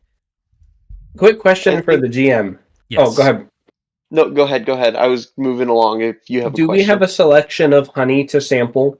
I assume we do. Oh, yeah, there's like 100 honeys on this table. Yes. How has this honey compare to the amphora of honey that we stole that was going to the Green Dragon? Most of the honey isn't that style. Honestly, a lot of the honey on this table is like kind of almost overpowering. Like these honey connoisseurs are like, more pollen, more bees. Like, get it? Bees. more bees. Most of it was not intended for like human consumption, but it definitely can Gotcha. be, if you know what I mean. So, like, my honey palette is like, I'm over here, like, sampling whiskey, like, the correct way, like, diluting it with water, and they're like, shots! And I'm like, yeah, this is a really good flavor! Yep. So, yeah, you're Okay. watering your honey down with mead, basically. And everyone else is, like, eating beehives that were grown in the Feywild. So, watering it down appropriately, what's the comparison? By, like, quality-wise, profile, taste? Yes. What, quality. Like, do I have a good palette for that quality, or is there nothing that just compares to this honey after I've watered it down? Still, roll me a nature real quick. That's what we'll go with. a 9. Okay, so not terrible, not exceptional. The honey you have, you would prefer. You think also that you would probably be able to sell it for more than the honey that's here. The stuff that's here, it's almost like it needed to be processed differently, or maybe just used the types of flowers that aren't so freaking pungent than the ones that are in the Feywild. But you do know that you could maybe find somebody who would want this type of exotic, overpowering, pungent honey that the old honeypaws has. I'm not sure if that answers your question. Trade. It does. That's what I was looking for. I'm good. Cool. Cool. I do need to get myself another cup of tea here soon because my throat's hurting and I don't want to damage it before this early in the night. You take a $5. Yeah, I could use some drink as well. Fuzzy Whisker, you had one thing you wanted to say though a little bit ago. Do you still remember what that was? I was just moving the conversation along and was going to turn to and make a bear pun Okay. at the bear paws, and assuming that was our last order of business aside from business. Do the bear pun right when we come back. Everybody cool with a quick Okay. break? I'll get some Yeah, tea. I'll talk to who I want to talk to. Awesome. All right, let me get the break screen up, and we will be back in 5 or 10 minutes. See you soon.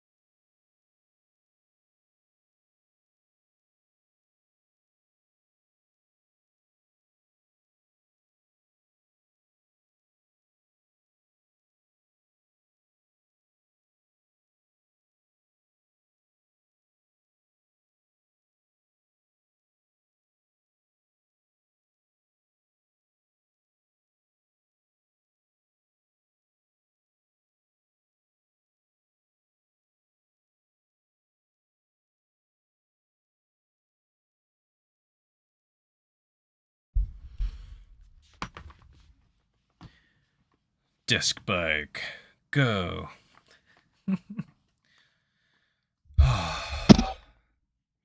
Whoa. Whoa.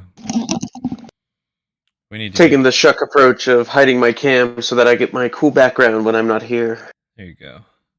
We gotta get J. Crew a disc bike like me and Two Hands has. I think Two Hands using this right now. I see the wobble. See that wobble? I've got mine. Like, I'm using mine. You can barely see my wobble. Very sleek.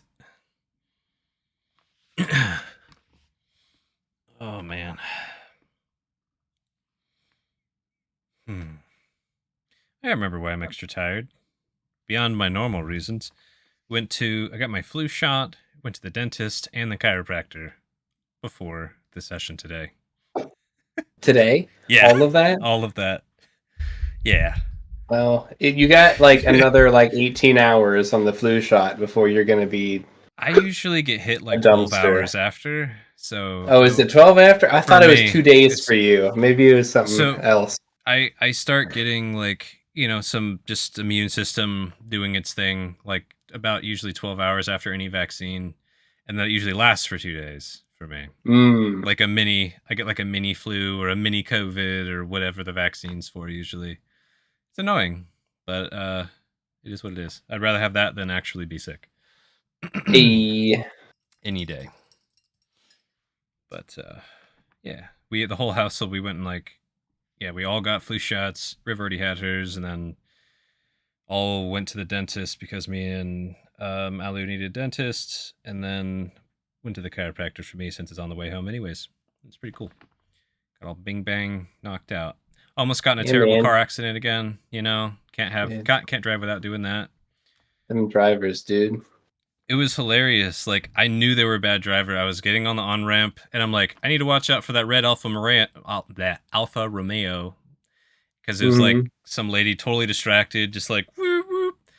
And, I'm in, like, the right lane. I get to this lane, and then she, like, is in the fast lane, comes over, gets in front of me, slams on her brakes. And I'm like, honk. And then I'm honking as she comes over. Like, I had to slam my brakes not to hit her because she's slowing down to get into the right lane. And then when I honked, she came back as I was coming alongside her. So I had to slam on my brakes not to she would have smashed right into the driver door or the passenger door with her back end. I'm just like, what the? That was not a come back honk. That was a stay away honk. Yeah, exactly. Clearly, you misread the honks. It was that classic, like, they were obviously not with it, they're not here. And then when I honked through, it's like, oh shit, and just panic. Yeah, sometimes it's always a gamble. Like, is this honk gonna save me, or is it gonna make it worse, or is it gonna be both? Then it'll just be up to me. You know what? I'm just you never know, dude. This new Camry has great brakes. That's awesome. Really good brakes. Hell yeah. Not new, but new to me. Okay, this newly acquired secondhand Camry has great brakes. But man, that was scary. Wasn't as bad as getting ran off the road the other week, but my weekly required dose of bad drivers trying to kill me and my family. So guys, Shaska went into this being like, man, fuck the Feywild, I hate this shit. But now he's like, dude, I can get along with bears, man. Who is Shaska? Oh yeah. I have another name. Giggle Scale. Giggle Scale. All right. Giggle Scale. I brought the brake overlay down. Is everybody good to continue? I know. Am I in a spot? Am I in a good spot? Yeah, good enough, man. Good enough. If you want to be more in frame, you'd go slightly to your right or backwards. Oh, I can do backwards. Perfect. Yay. It's like 3 inches in your world. All right. So, anything you guys want to chat before we resume? Nope. I'm good. I'm ready to hear what Big Daddy Bear has to say. I got some bear puns to segue us into this. Perfect. So unbearable. So you're all at this old Honey Paws Fey feast, and break screen. I took it off. Oh, okay. Yeah, it should be good. Should be good. I took it off before I even mentioned, which was good. Sweet. But My you're at this. YouTube wasn't live. Sorry. Got it. You're at this feast, and your host, Old Honeypaws, and there's been mirth and conversation and small talk. Bumbleberry, formerly known as Almildaz, mainly stuffing their face and kind of nodding at the two bear folk to their right and left about different things tasting good. Giggle great. Scale and Fuzzy Whiskers getting to know some of the folk at the table. Tumble Whisker, Stonebeard getting their head viciously ripped left and right as it's being braided. And Starshine, Glitter Elf, kind of imploding. But if that's correct, you can correct me if I'm wrong. They're No, absolutely trying not to be noticed by any of the massive bears around him. You're not the best smelling thing at the table, except for maybe to Tumble Whisker, who likes that kind of thing. But No, he's got a point. Tumble Whisker like calamari. Anyways, Who is it? we rejoin the party in the midst of this feast.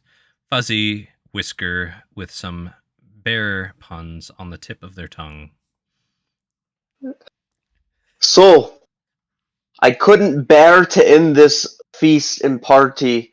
It would be an unbearable circumstance to have to end it so abruptly, but I think we should all bear down and get to the meat of this this discussion and get our bearness situated. Aye, we should get our bearing. Yes. There we go. That's what you needed. And I can barely wait. yes, I'm gonna have a stroke later. But Heck. please continue to eat while we talk. And the bears oblige, of course. And so Cranky Pranky. I'm having a hard time with these Fey names. Cranky Pranky. You made him up, homie. I know. It's one thing to write, it's another thing to speak it aloud. Cranky Pranky informed me of your encounter with the Wraith Bear, a corrupted of what was once a noble bear spirit. For that I thank you, especially you who made the first step, Fuzzy Whisker.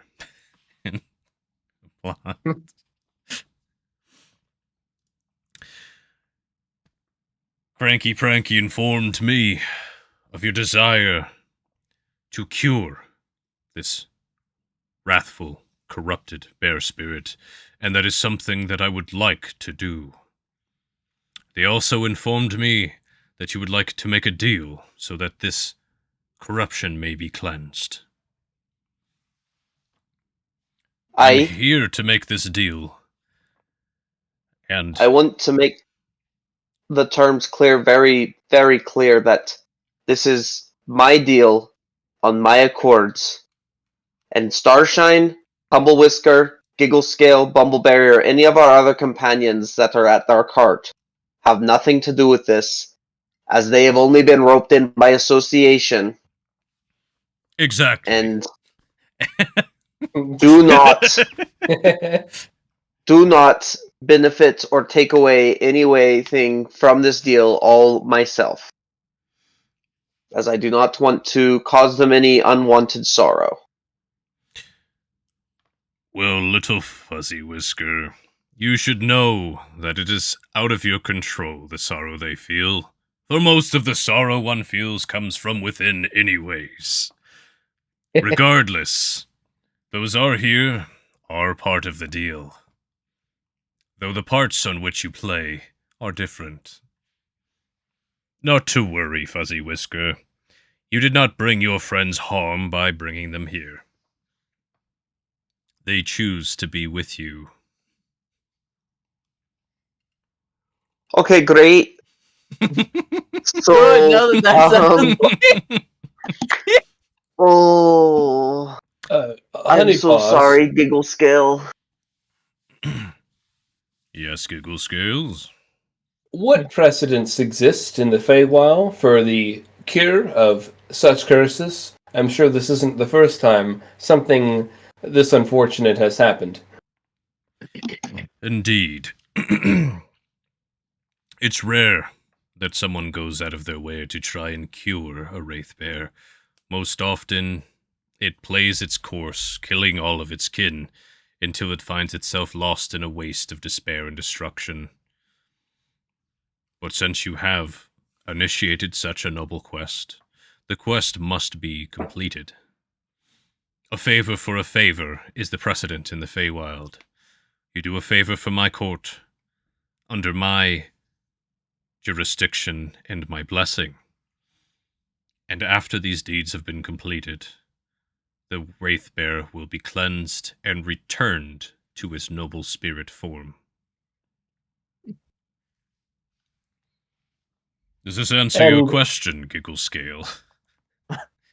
It does. I can think of more, but perhaps any of my associates may have questions of their own. And he gestures to a Bumbleberry, Tumblewhisker, and Starshine. And Bumbleberry, I'm good. Translated to, I'm good. At the risk of stating the obvious, if you wish to help the bear spirit and it is within your power, is there a reason why you don't simply do so?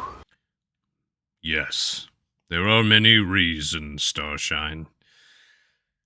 You see, the corruption requires nobility to undo. For though it is my power which created the original bear spirit and allowed it to exist, cleansing its corruption done to it from another is an entirely different ordeal. But through your noble deeds, I can carry its majesty into my cleansing process. I see. You can roll an insight if you'd like. I will. 19. There are definitely protocols and norms. This is the Fey Court. Things are wild in Crazy Town. It's the Fae. It's the Fae. As I'd arbitrary. love to help. Yeah, it's. You know that, like, physically, he could probably just snap his bare fingers, right? That would be illegal. But Kind of. there are traditions, there are norms, everything. Yeah, Rabble. it's not going to happen unless the deeds are done. It's basically what it is. But yeah, he could just do it. Forget it, Jake gets Chinatown. Yeah, exactly. That's basically it. Excellent question, Starshine. I have a gift for stating the obvious. It's a rare gift. Tumblewhisker. Do you have questions before we discuss terms? No. Interested to hear what Kieran Wraith Bear is worth to all ye folk. Not a matter of worth. It's a matter of deed. Noble deeds. I have some more. Please, Giggle Scale. Sorry. I just met you after all. Yes. Great Honey Paws. There are obstacles to us all just doing what we would like to do, whether it is arbitration in the Fey Court or obstacles that we need to overcome in the material realm, because that is the thing that we encounter in our world. Sometimes there are things that we just can't do, even when we want to, and sometimes, perchance, the right person comes along in our path that allows us to move closer to that which we want in life. And it seems that we have even for the noblest of reasons, something that you want. And that it could be considered a common interest between the two of us. We have the means, and you have the end, and that is worth a favor at the end of the day. He's gonna interject. How- Just imagine you had like a pause, and he'll say, "Yes, Giggle Scale, more mutual than you realize." Man. Yes. Yeah. But how can the value of our favor compare? What adjustments can be proposed to compensate for the difference in power of our negotiating positions? We are but mere mortals. Indeed. And thankfully, the subjective weight of one's deed is up to me to determine its value. Well, Right. you're in my domain. And he gives you a smile like, yeah. Oh, goody. These are the heroes that move the mushroom stack from hither to dither. Pretty much. And everybody You'll like, be oh my god, immortalized." I can't believe it's them. Like this. That is how that would I'm go just- down. Yep. I'm just gonna bow my head and just like look at Mickey and just whisper, "Nothing can be done." Incredible. Oh, man. It's Fuzzy Whisker. Oh yes, you said Fuzzy Whisker, not Mickey, but yes, you gestured to Fuzzy Whisker. Fizzy Nothing- whisker. Nothing can be done. Yes. I like to imagine like leaning over the big polar bear's pod, like yeah, Yeah. getting just- comfy. Anyways, Incredible. and while you guys were talking a little bit, the Prince Reginald kind of whispers something up into old Honeypaw's ear. He leans far down to hear it. True. Well, I could. And they do some like growly whispers. And Sir Reginald's, oh, no, we couldn't ask them. The last who tried to help me met such unfortunate ends. Oh my god. No. Oh.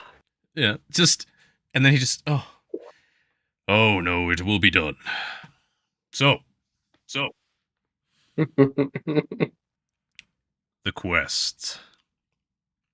Are you ready? We are here. Yeah, I'm I dying. guess.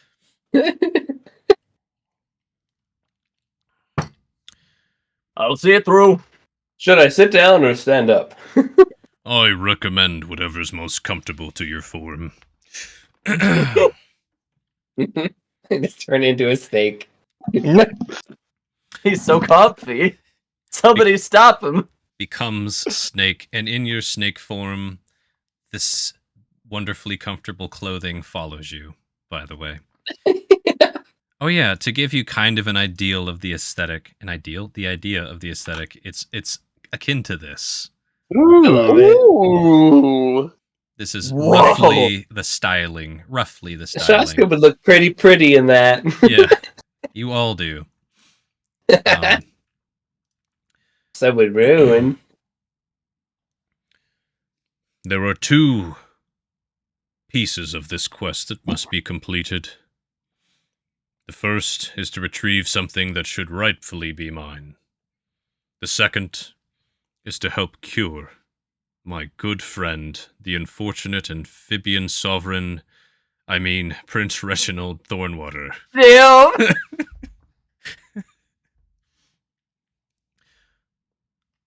Are you ready for the details? He's drawing this out, being so excited about it that he has you all in his court.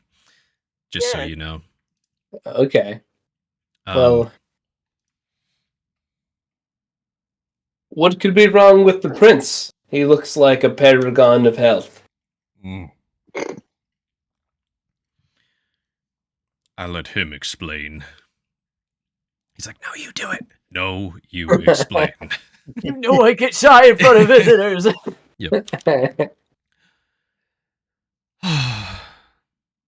You see,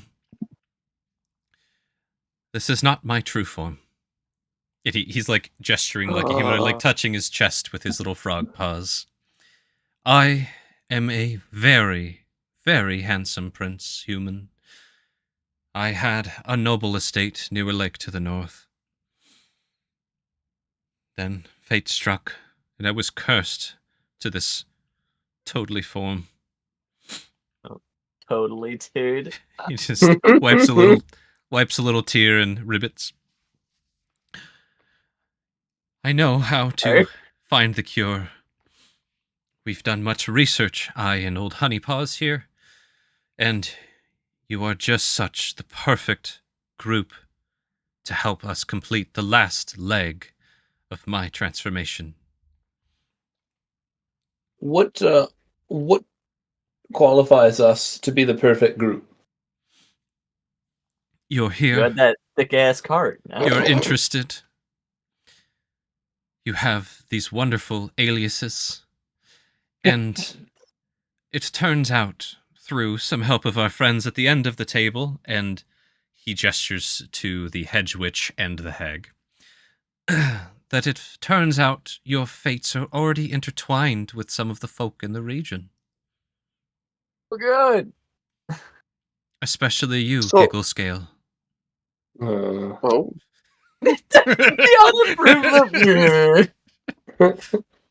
So, if I may,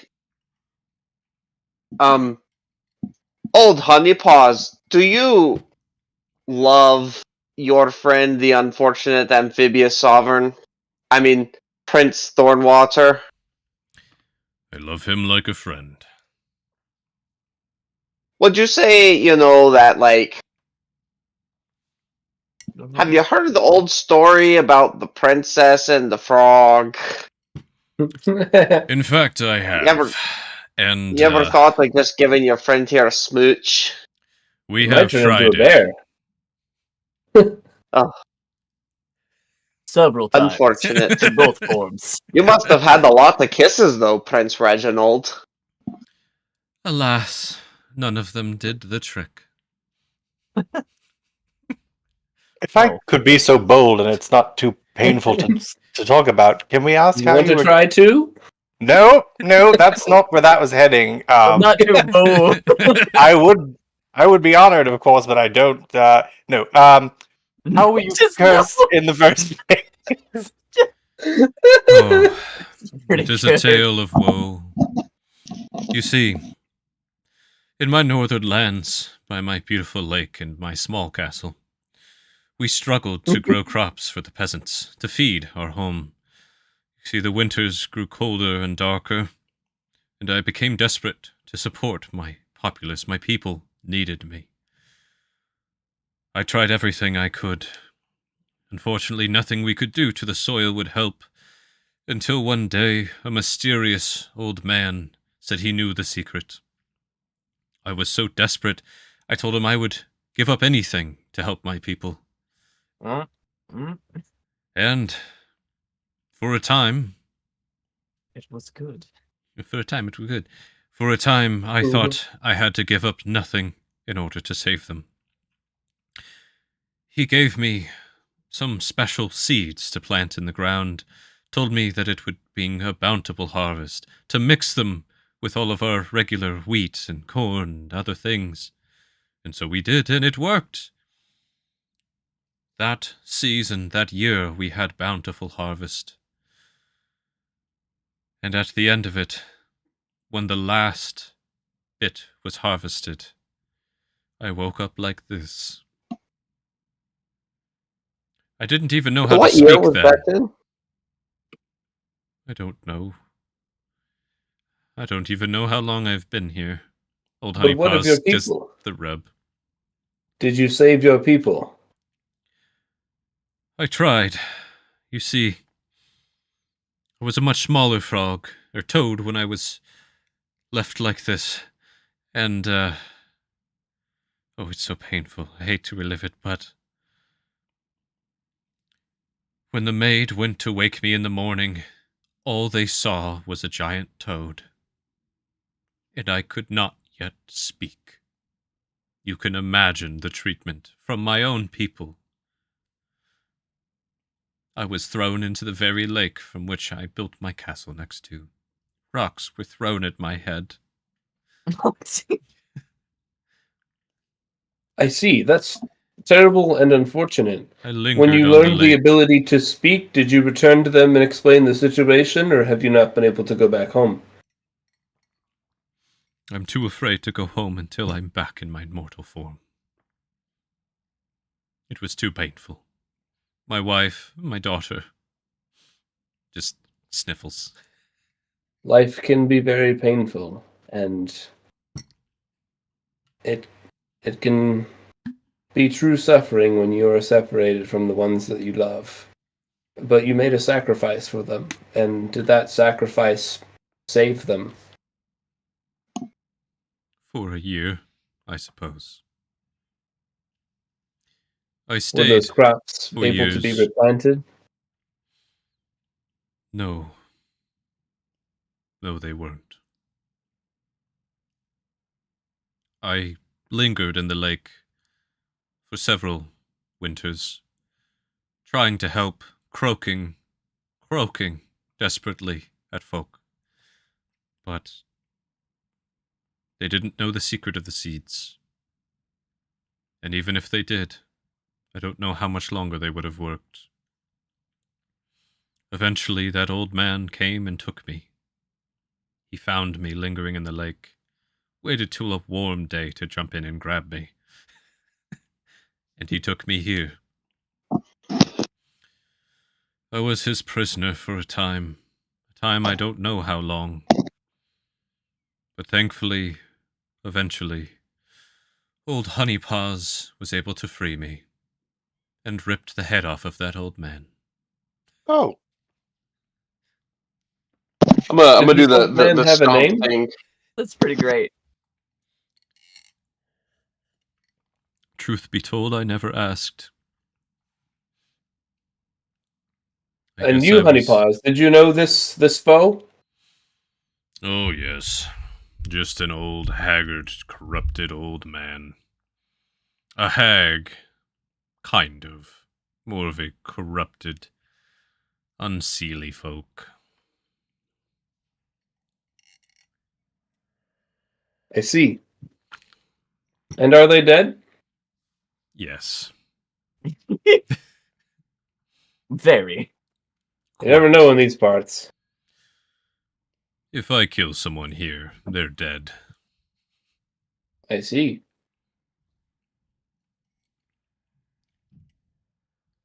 What is it that you wish, Prince? Do you wish to return to your normal form? Do you wish to know that your people are safe?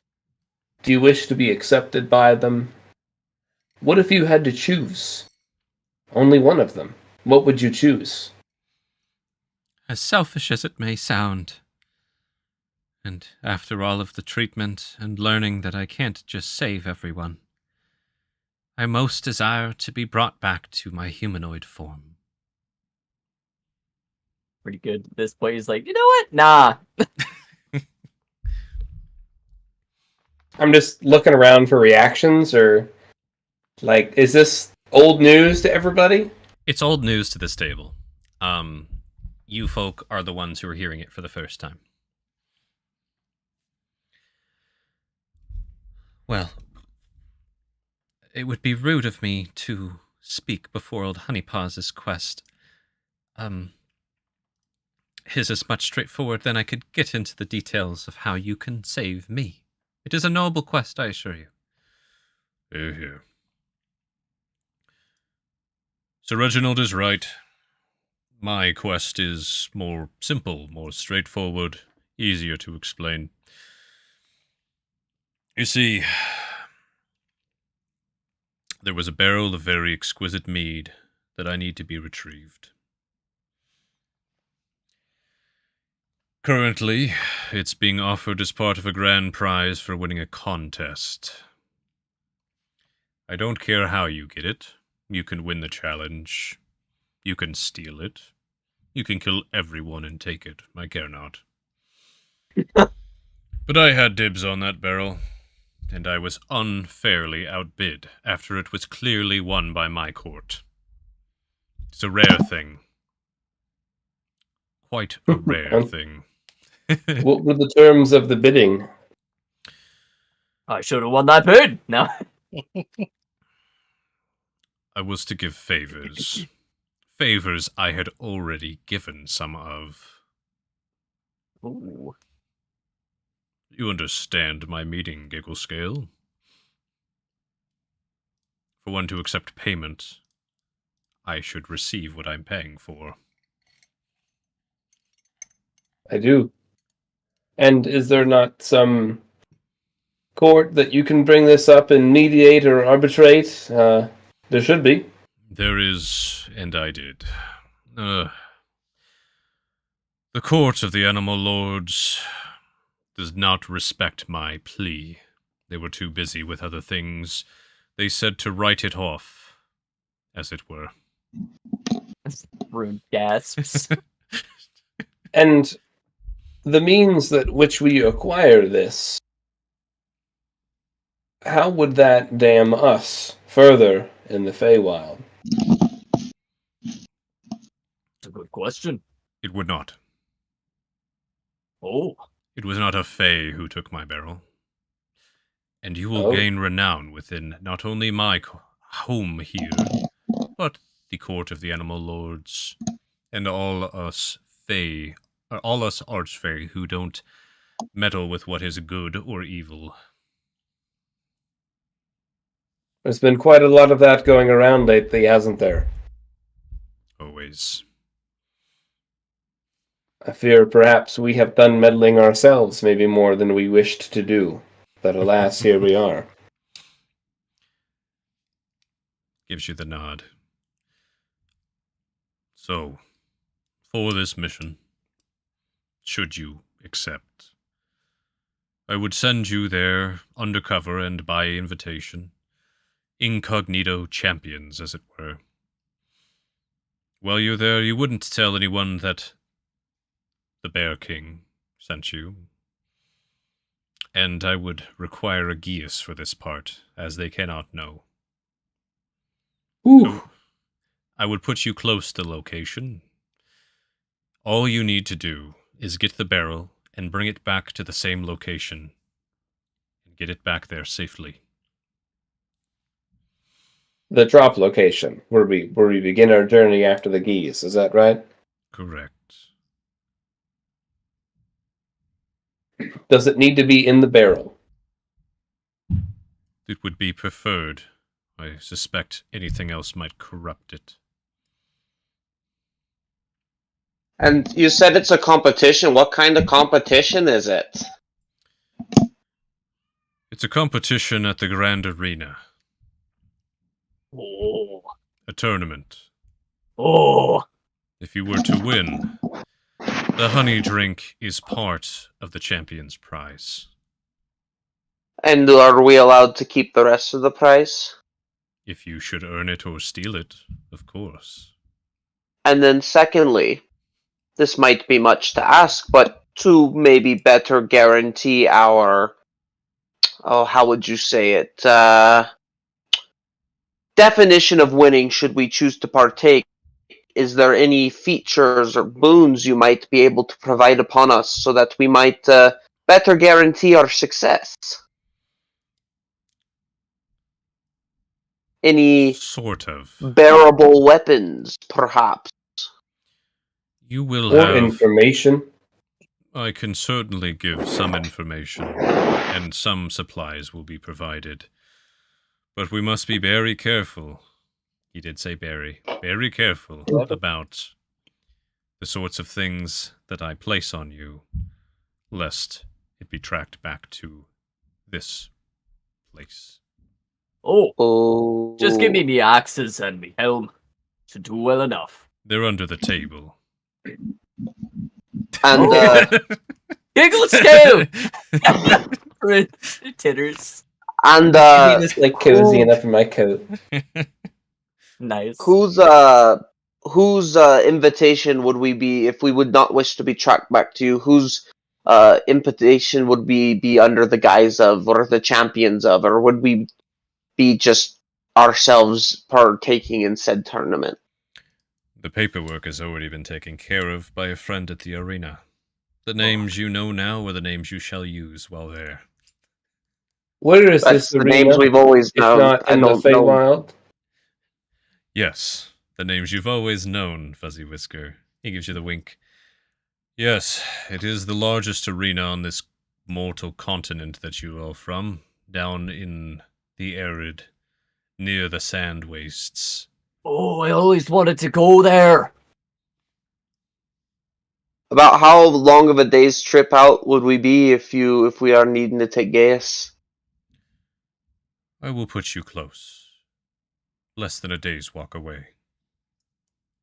And our cart is still safe? We The will card's keep not it even here. real. Well, What it do is you know under- of this arena? It is a place of slaves fighting monsters and other slaves. It's a place where glory may be found, greed and gluttony are running rampant, and danger exists everywhere outside of this city. Place of rich pashas, kings, lords who want to get away and have fun. Place of debauchery. Do you need to know more? Have you not know heard of of this the Grand place. Arena? I've heard of the Grand Arena. I It was have. Dale. Can we go? I had more questions. I forget them though. And I have more quests. There's time, if you remember.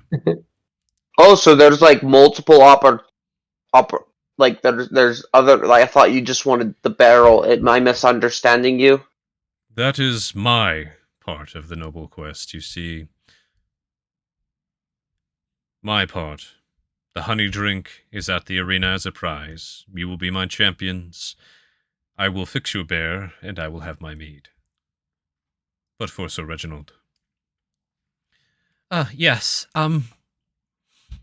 if you're sure, let me start by saying I know not what I could possibly repay all of you with, but I promise, if you succeed on my quest, I promise I will reward you somehow. And it will be much easier for me to help you and reward you once I am back in my human form. How so? You see, I can go back. I can go back and claim what is mine. Everyone thought me dead. But if I come back to myself, I will have what I had lost. Does your kingdom still exist? In a way. Yes. What does that mean? What was your kingdom's name? I didn't write that down. But Oh. your name, yes. question, Giggle Scale. My wife remarried. The warlord who married her took over the kingdom. It's now under his domain. If I should return, as long as he does not kill me, it shall be mine again. Insert kingdom name here. Somewhere to the far north. Pretty It's just close to the Kingdom Viking of lands. Thornwater. Yeah, it's called Okay, that. I was Call it just wondering if it was like Cool name. Cow's the Cur. Yeah. Thornwater's Look. Let's call it that. Nice. Thornwater's I like that. Okay. Now, with that, you said you would reward us, but if he kills you, that would not be very rewarding. You should probably go there with an army because, once people get set in their ways, they're not looking on really well of giving it up, especially those, high with power. My people will love me once I return. The people is what gives You a lord power more than their name. Say that, but people who are happy don't really like change. And if, this warlord guy is pretty cool to them, I'm just trying to prepare you for some inevitable scenarios. I mean no disrespect Prince Reginald Thornwater. I'm just, I'm just trying to set you up for possible. Now, Fuzzy Whisker. What would be our compensation in this deal if you are not able to deliver your end of the bargain? Worst case scenario, heaven forbid. Worst case scenario, I can perhaps give you something that I own here in the Feywild. Something to take with you once you go. Worst case. Would like to. I do promise something. Is this something that would It is have will. use to us mortals? I should hope. I would like to maybe propose something, though I do not wish to speak out loud if I might approach you two. I don't see why not, though I suspect everyone will hear you regardless. Okay. Whispery little. I'm gonna get up and I'm gonna walk over roughly to where he was like ruffling my hair. Mm-hmm. And assuming I speak bear now. You do. Miki probably doesn't know, but you know. In the way that I'm understanding the languages, I'm just going to look at Old Bear Paw, Honey Paw, and I'm going to say, now, this is not completely for me to say, but what are the chances, in some way, shape, or form, one of these rewards from one of you might be that of potentially granting the feature for my friend Tumble Whisker here to grow a real beard?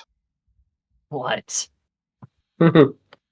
What? They stroke their... I cry every day. They stroke their bear hide beard with the rippling loose flesh that's underneath it.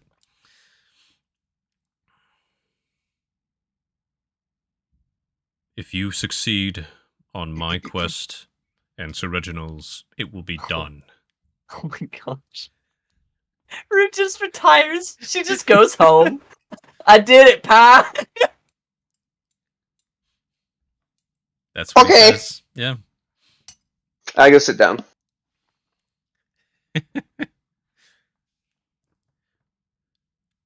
Incredible. Shall I continue, or do you have more questions about the reward? Please continue. I'll save my questions until you are finished. Aye. Same here. Feel free to interrupt if you need anything clarified. First, and we found this out with much research and friends at the arena, I need you to collect a rare ingredient needed to brew a solution to help me leave this form. As I mentioned, thanks to the Bear King's network, we know where a box of this ingredient is. In the kitchen at the arena, the one they use to serve the slaves or the champions who fight. There is a... Oh, I lost my notes. There it is. Oh, even more interesting. It's also the same kitchen. It's blah, blah, blah. It's the kitchen at the same arena which the mead prize is held at. There will be a croaking crate, and inside of it, there should be a ceramic container tied shut. Bring me the ceramic container without opening it. We will use it for an intensive treatment to my body. Besides, what is in the container? Herbs. It's meant to draw a soaking bath. I will be laying in it for a time to help me loosen this form. Are there any risks to our persons for carrying this? Should you be caught stealing, I suspect so. Just mean it's a dangerous cargo outside of the risks. I don't see why it would be. Perhaps it might attract a giant toad that may try to take it. That is all I can think of. Or perhaps someone else is trying to steal the ingredient for someone cursed such as myself. You may have to fight them for it. He's just coming up with ridiculous scenarios at this point. But innately, no. I don't suspect you would enjoy consuming it. I don't recommend taking a bath in it unless you're trying to leave your mortal form. Not by choice. Any other questions about the ingredient? Good. Secondly, and very importantly, I need you to free an imprisoned lady. Not just any woman, a lady. She's one who's been coaxed into servitude to a greedy and vile pasha who rules them. I know not what keeps them there, but they are bound, and my fate is bound to theirs. They're a lady of the northern civilized folk, the mead brewers, the shipmasters of Skapta.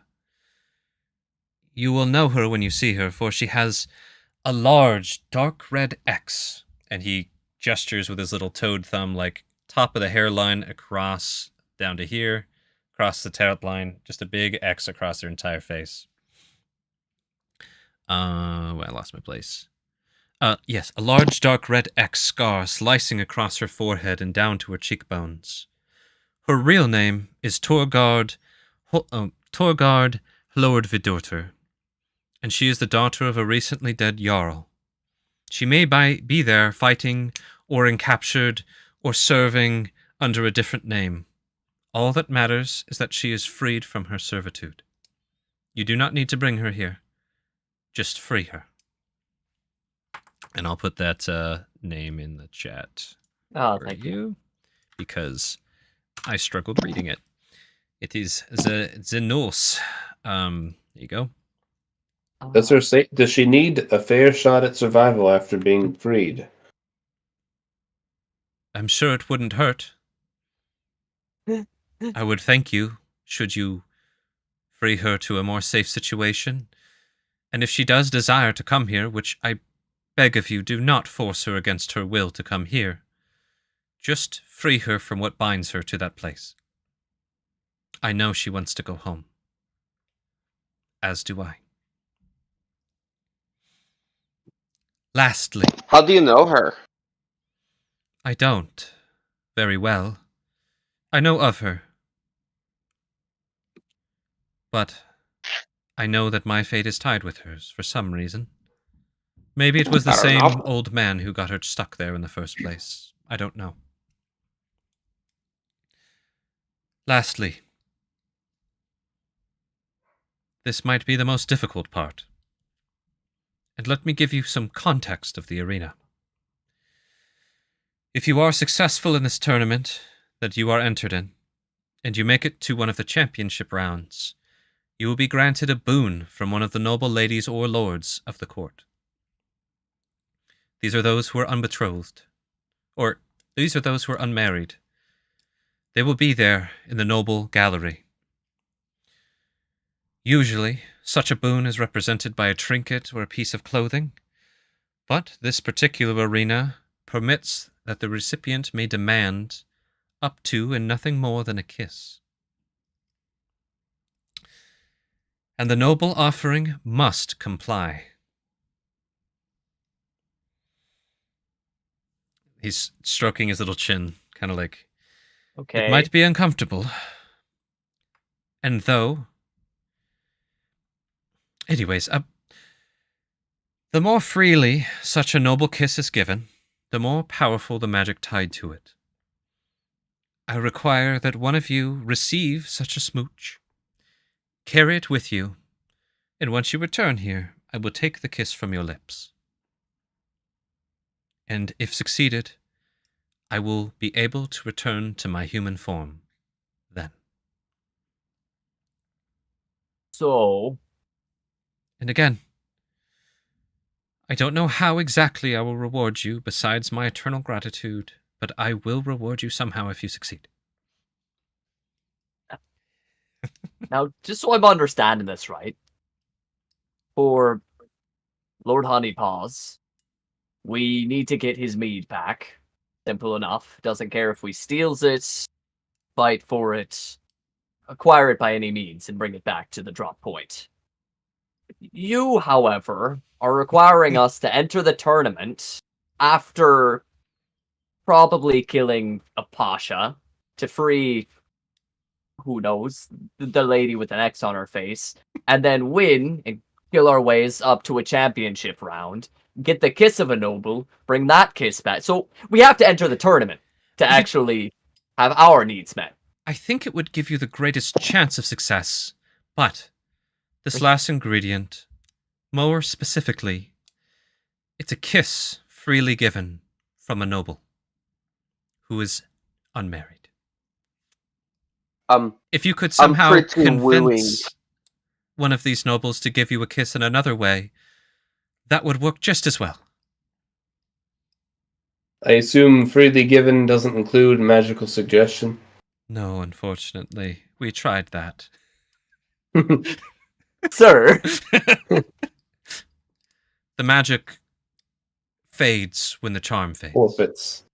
And for us to fulfill our side and have the bear set free, we need to meet each of your requests in full.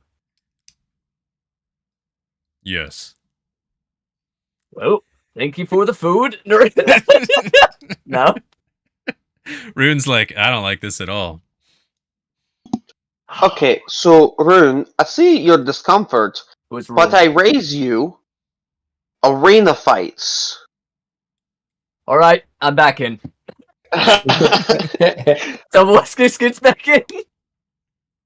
As long as I get to be doing the fighting. How does that work with the arena? Are there like 4v4s, or would we all enter separately? Can one of me boys just get murked in one of the rounds? It wouldn't be wanting that. You've never been to the arena, have you? Giggle scale is so frail and delicate. I don't think any of you would have been there, but Shashka, you might know some of, if not all of the rules given. Shashka?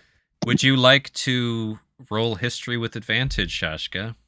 Shashka over here like, I'm legally required to tell you. Belenos, a couple things tying me to the arena. You can roll with advantage on that one. Roll again, Shashka. Yeah. Do it again, but better. Oh. 8! Do it again, but better. Well, they did not send me there because I looked too weak and emaciated. So what are the odds that I could totally, give him a bardic die by just being like, "You're so cool, Shashka! There's clear scale." Let's leave it at 12. The honey paws will tell you the rules. It would be cool if I had Shashka be like, "Let me tell you." But so Shashka, you know the basics, right? You know that mostly slaves fighting, slaves and slave monsters. You know that they do all sorts of stylized exhibition matches. They'll be like, "Oh, it's the cool swamp lands." So they'll decorate it with shit, and and you know that there's several types of fights. They'll have they do what they think's entertaining. They'll have 4 groups all v-all each other. They'll have 2 groups teaming up against a monster onslaught. They'll have one champion take on 20 dudes. It's whatever will get people hyped. Whatever sounds cool. For this particular tournament, thank you, Shashka.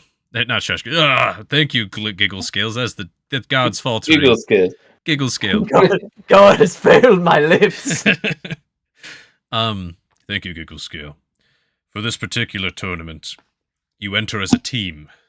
Each member of your team up to a score. You'll be rostered. Your question, Fuzzy Whisker. If one of you should fall, I don't remember who asked, I'm getting tired. If one of you should fall, if you would earn the favor of the crowd, you will be revived. If you do not, you will not. Can you say that again? If you should fall to your death, if you had earned the favor of the crowd and they wish for you to continue on living, you will be revived at the end of the round. Should you not earn favor, you will be left dead as a corpse on the ground until they sweep you away or feed you to something. I see. This is good. Game of show, not just a game of skill. You're good at looking many real, ways Joey. to survive. Starshine! in like a booming, interrupting, startling voice. You've been quiet. Yes. I don't wish to be rude. I trying to reconcile the fact that all of this is ultimately for. Again, I don't wish to be rude, but it is ultimately all of this that we potentially would be doing is for a bear that we don't personally have a connection with. Yikes! And such a noble quest and noble intent is why I invited you to So this noble. noble table. Right. Just want to Not the noblest. impress the details upon my companions. Just really make sure that they've got their heads around it. Yes. Didn't you adopt an Elithid? Yup. And And this adopted Elithid will be kept safe from harm while you are undertaking this quest. Should you succeed, of course everything that we have phased away will be given back to you at the same location at which we had taken you from. Look, if we fail, or if we choose not to embark on this quest, If you should choose not to, we will return you to where we found you. We may or may not scrape this memory from your mind, and you will have an angry wraith bear there to contend with. yes, we would. Well, Should So- you fail, depending on how you failed, I'm good at coming up with punishments and rewards.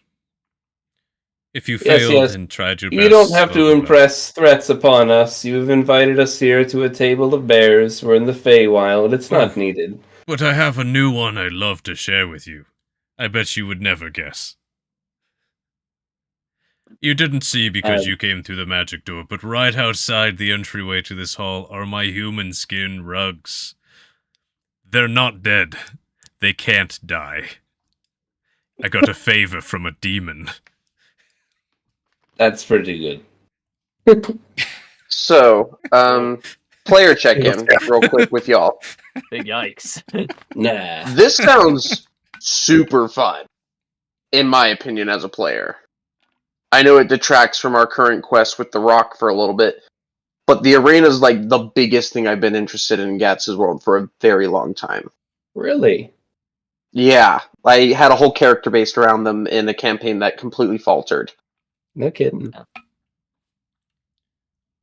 So that's just kind of where my stance is on this. Yeah, let's do a quick player GM check-in real quick, just to get a vibe check on you guys. That's how J. Crew feels.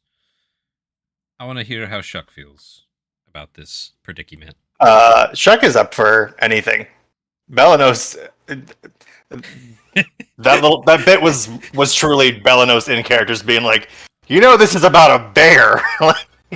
This is all for a bear. Logically, Maybe this for is you. total bullshit. It's a bear we met in the woods.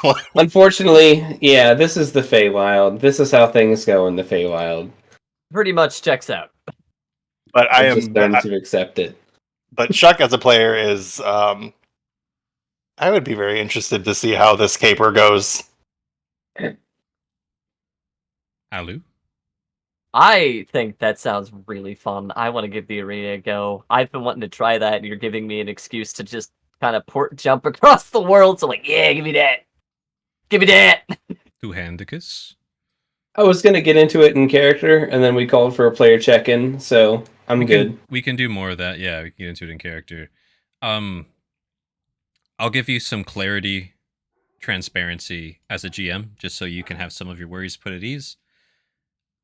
Your cart, literally what I described with your cart and stuff is happening. That shit is just phased out. Interestingly, meta-wise, there are some weird implications with that, especially with the magic aura that Meteorite was giving off. It's just gone winked out. Everything that was going there, it's gone. Time acts weird in the Feywild. they can do stuff with it. In short, time right now is pretty much stopped. Nothing's happening in the material plane. You're here. Once you exit here and go to the arena, if you so choose, time will resume during that time. That is the actual delay between you and getting back on the road. Does that make sense? Oh, okay. So Did we have a time frame we were operating within for our agreement with Brasta to deliver the stone, or was it just kind of like get it there?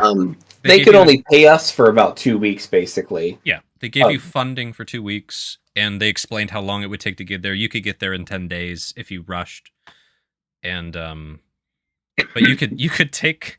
I'm pretty sure if you took a year, somebody would come and try and find your ass. But oh, we're coming. Don't worry. But Look, we said we deliver it. We did not say when. you have the accountability of an Amazon delivery guy right now. So that's wild. Estimated 1 to 2 weeks. That is what you told them, and when it gets there is up to you, if it ever does. It's a pretty apt description, honestly. Any other questions meta-wise that might put you at ease a bit? If you are anything that you want to have clarified before we go back to in-game? Anybody? Nope. All right. Cool. Not on my end. So you guys had your check-in and action. Cool. So, you, Sir Prince, I understand what you want. We can save you, and we can put you in front of your people again in your true form. But let me tell you, war is coming. There are many battles ahead, and one of them is mine. And in return for my part in placing you back atop your little castle, I will in return need a favor. Stand for me, as I will stand for you. And when the trumpet calls, join me. And I'll gesture to the rest of the bears, including Honeypaws. And for those of you who choose to tither on the edges of the battle between evil and good, do not delay, for judgment is coming, and we can't win alone. What do you know of the magic in the stone, Honeypaw?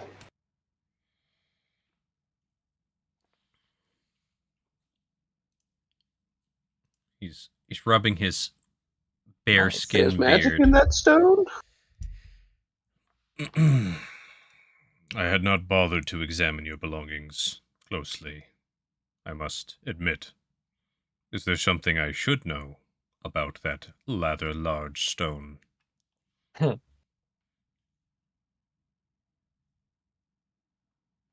Belanos, not Belanos, Starshine,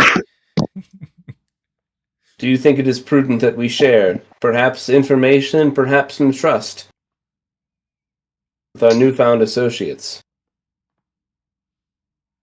I think now that we've brought it up, I think that ship may have actually sailed, so I don't see the harm. Well, they have already promised us the safety of our cargo, and it would be terrible for them to break their word, especially when so much is at stake. There is a critical point in the conjunction. When that rock was imbued with a magic powerful than any that has possibly existed, and it still shines radiantly. And it is a magic power that many have tried to fight over, including demons. And that it could be the end of the world, the end of the cosmos as we know it, if it falls into the wrong hands.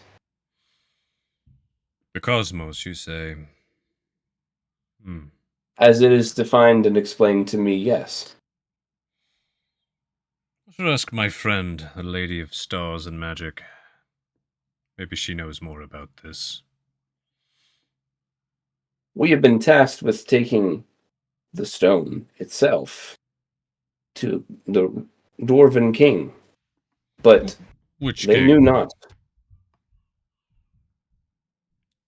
The king in Halidor? In Halidor. Good man. Just wow. Nice. his kingdom and mine, we intertwine well. I am glad to hear that. We have a deal for the stone, and the stone alone. The magic within is still a mystery to buyer and seller. We are hoping to unravel that mystery by the time it reaches the former. Aludriea, yeah.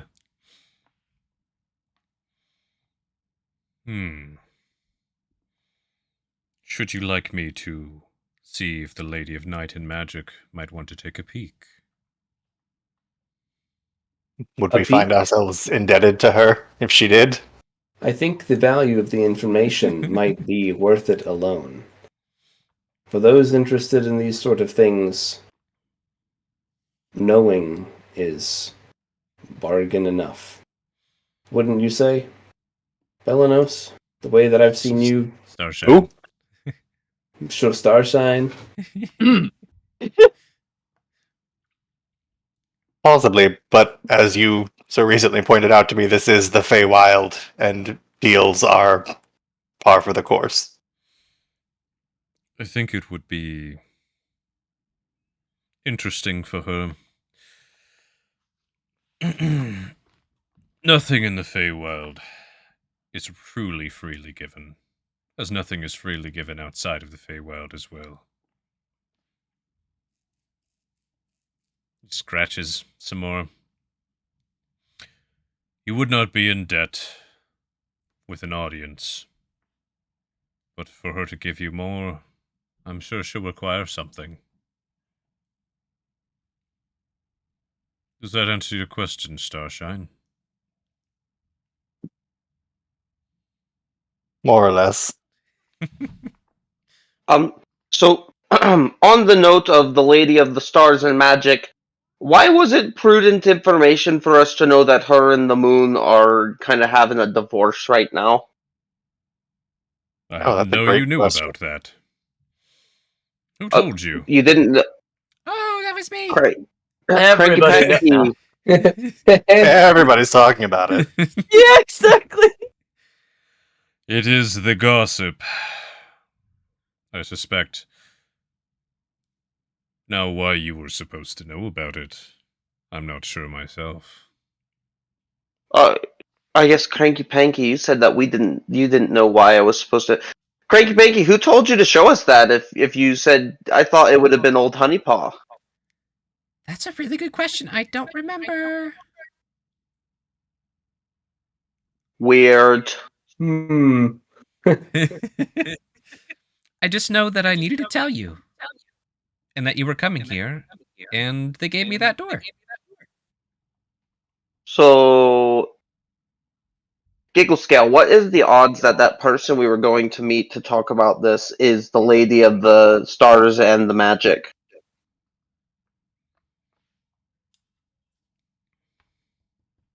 To talk about what in particular?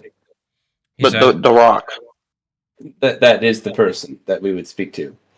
Yeah. What is the odds that's the Lady of the Stars and the Magic, just in like her human form? I think they said it was her. They didn't. Oh, really? Oh, They didn't say it was her. No. Oh. Gotcha. Never mind. It's possible, but they didn't say that, just to clarify. And then my other question. You said so Cranky Panky said they knew dragons. Do you know any dragons? Of course I know some dragons. Is Thaz a dragon? As They hail it from the Bound Mound. Just over here like, I'm terrible with names. I don't know if I've met this Thaz. Do they come Would to the their full name Feywild? ring a bell? I don't know. They said they travel around, but their home is the Bound Mound, and we're pretty sure she's a dragon. She was What's a that, dragon. Starshine? She was a dragon. I thought this was settled. Well, Was maybe for for me. you, but seeing is believing, and I did not see it myself. So I'm just What kind of name is Oh, Thaza Rothatel? That's pretty draconic if you ask it's me. fair. Yeah, I guess you know her full name. That does sound pretty draconic. I don't know this, Thaz, but Starshine, I trust your judgment. Dang it! I wanted to know what color they were. Starshine doesn't know their color. Well, that's why I was asking you if you knew them. Great. What kind of dragons do you know? Mostly those who don't meddle too much in politics of the material. Well, so just like the dragons that are just like vibing. You could say that, yes. Oh, okay. Doing their own Do you- thing, as it were. Yeah, like that. Okay, so I have to. Do you know like the Dragon Queen lady, the one with like the 8 heads? Dragon Queen lady. Yeah, she's like the queen of chromatic dragons. You talking about Tiamat? Yeah, that one. No, I don't wish to speak or know Tiamat. I know of Tiamat. Very powerful. Why? Do you know Tiamat? No. I was just curious, like where your friend group lies and your circle and all that kind of stuff. Look around. Yeah. Fuzzy Well, Whisker. I was Yeah. getting there was a berry sense around me, but you never know. Maybe old Honey Paws here rolls deep. Is friends with the king in Haladur. So, Yeah, what's his name actually? Could you tell us? Because we don't even know who we're going to meet. Jim's not going to go look that up right now. Okay. And it's King Schnorgenborgen. His name is blah blah blah. I'm not going to go find it. I apologize. But it does exist. I just don't want to. It is assumed though. I assume that. I guess Brosta would have probably told us like, "Hey, yeah, here's the king that you're going to meet." No, I think he's only been mentioned in title. I don't think I gave you guys his name because I haven't gone You to have my not. world Oh, building doc and dug it out yet. I also kind of like that it hasn't been given. Like, it's probably so like known and commonplace that it's just like, it's the king. Like, Yeah. sorry, it's the president. We're like, Your- yeah, that your guy. kingliness. Oh, you know the So- king. Shaska, Oh, or not okay. Shaska. Glitter Scale will call out Tumble Whisker, Fuzzy Whisker, lots of whiskers, Starshine. I have business in this location, in this great arena. It would mean a lot to me if we accept this quest. You see, the last time I saw my wife, she was in a cart, in a cell, being carried away to this same arena. Many months ago. I'd like to think that she is alive. And if there is even the slightest chance that she is, then I know that she still will be. Then If we'll she go. could make it past the first couple days, maybe there's hope. So it's I don't not know just what I about expect to bear. find. Then we'll go. If there's even a chance, giggle scale, we'll go. I'll see it through with you, Serpent Master. Amnildas Yes, pipes boss. up for the first time, really. Kind of stops eating for the first time, really. Jesus. The quest just got nobler.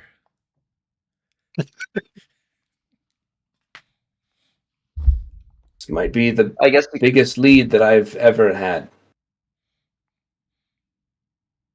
Fate brought you here. Fate may take you there should you wish it. So I it guess you binds could us say all.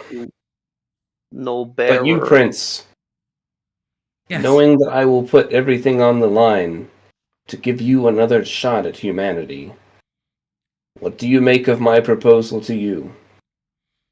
Will you stand by me as I will stand by you? I can when the offer time you comes? the same deal that I will ask of you. Regardless of our power, if the need for aid calls, we should answer each other, unless we determine that the other have fallen down a path we cannot follow.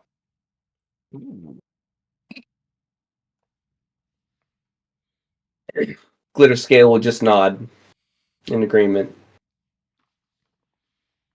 Should you stray too far, light or dark, I'm afraid I would not be able to help you.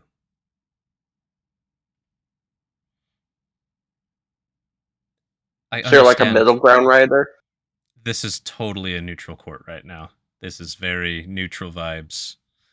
They tried to make it clear, they're like, stupid unseelie, stupid Sealy. Yeah. Yeah. Both I parties guess are actually right. exactly the same. Yeah, they're all the same. Yeah. Be careful, because there comes a time when we all must fight. How do you think I became the Bear King? Hey! My guess is because someone was Bear King up the wrong tree. Oh! There's some hearty roars to that one. And, if only you all would have seen it. 14 years of non-stop fighting and only me on top of a mound of bodies. 14 years. I mean, you got pretty powerful magic. Can you, like, major image spell this kind of thing and just kind of, like, give us, like, a You want to brief sit here synopsis? for 14 years, or you just want the highlights? Just give me, like, the highlights. Like, what was your coolest fight? Let's go. And the lights on the ceiling dim to blackness. And like a projector, like these mushrooms on the ground start illuminating light up onto the top of this cave ceiling. The cave's texture is still there, so the image is all fucked up. But he starts showing you like epic scenes, like, oh, check this out. And it's Watch out. I'm trying to think how to explain this quickly because I don't want to spend an hour explaining him fighting. But he's literally like, it's a mountain of all these crazy dudes, fey monsters, people who look similar to him as well. But he didn't have the crazy bear beard yet. He didn't have his bear claws and bear feet yet. He had humanoid like human hands and human feet, and just a normal beard. And you watch him like just picking dudes up, like twisting them apart like fruit, throwing them at and through other dudes down the mountains, like epic clashes where they're like fist to fist hitting, his hands exploding through another dude's arm, and like there's a big explosion and like trees just rocking and falling over. Just nonstop, and there's this overwhelming sound echoing from the top of the mountain, which is just his rhythmic breathing, just like a beacon to all challengers as he's destroying them group by group, one by one. He shows you some other epic tassels. He actually went toe-to-toe with a silver dragon for a minute, a younger one, and he ended up knocking it unconscious and then kicked it aside. Just a big kabam! And just the crack, and the dragon just Side of the head. Just topples down the mountain. And it just keeps going on of him just epic escalates. Oh, check this scene out. Just fast forward. This goes on. So, with that question, do you by chance would you be considered a mountain god? No. Okay, great, because I apparently am one. Are you? Yeah. Which mountain? A friend Genko. I guess Mount Noldris. That's where the big snake that tried to eat me was coming down from, and my friend Ginkgo says that thing eats mountain gods, and he was trying to eat me. I was under the understanding that was the mountain god. Did you eat that snake? No, he tried to eat me. Tried. Yeah. Balanos is really good at magic, too. Pulled me out of it. Are you telling me that you were the god of Mount Noldris? That snake came to eat you, and you escaped? Yeah. That's fascinating. Thank you. Thank you. I think it's good that you're putting your trust in us to accomplish this mission. So, like, you know, if you could, like, change that paperwork at all, and maybe just add, like, Mountain God, Fuzzy Whisker, Bear Strummer, yeah. It would be inappropriate for such a thing, because these names I've given you are incognito. Oh, okay, fair enough. That's right. They would know that I was actually, you know... Fuzzy Whisker, you're the only one here who hasn't kind of caught the hint that this isn't and hasn't always been your name. So this conversation that he's making doesn't make any sense. Yeah, no, that Someone doesn't could explain it to him, but... Okay, no one has yet. Nah. No. Okay, incognito. Yes. I mean, what if you wanted to return to the arena?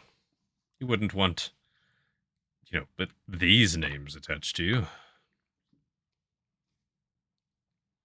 Yeah. Or maybe... Okay. They are yours, though. Do with them what you will.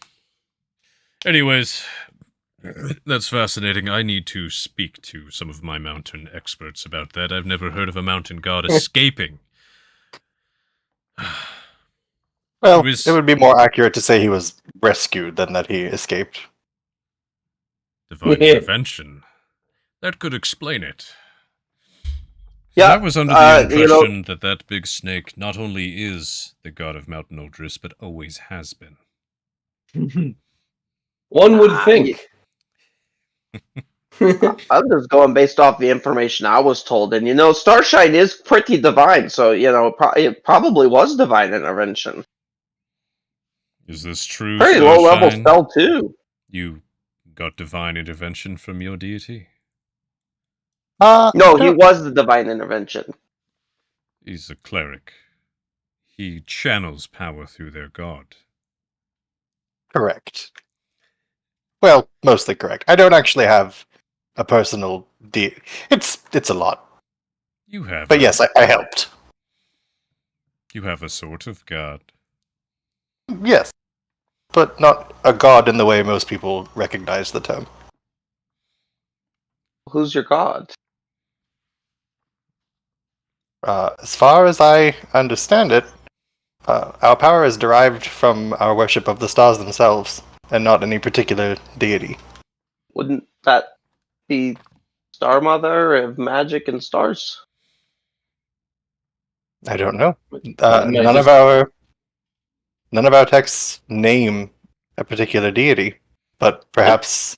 She's not a deity. She is a fey lady. Does she ever move in the material plane under a different name? Often. Has she ever referred to herself as a great and shining shadow? Let me think. Not to me. No. Though. No, that isn't it.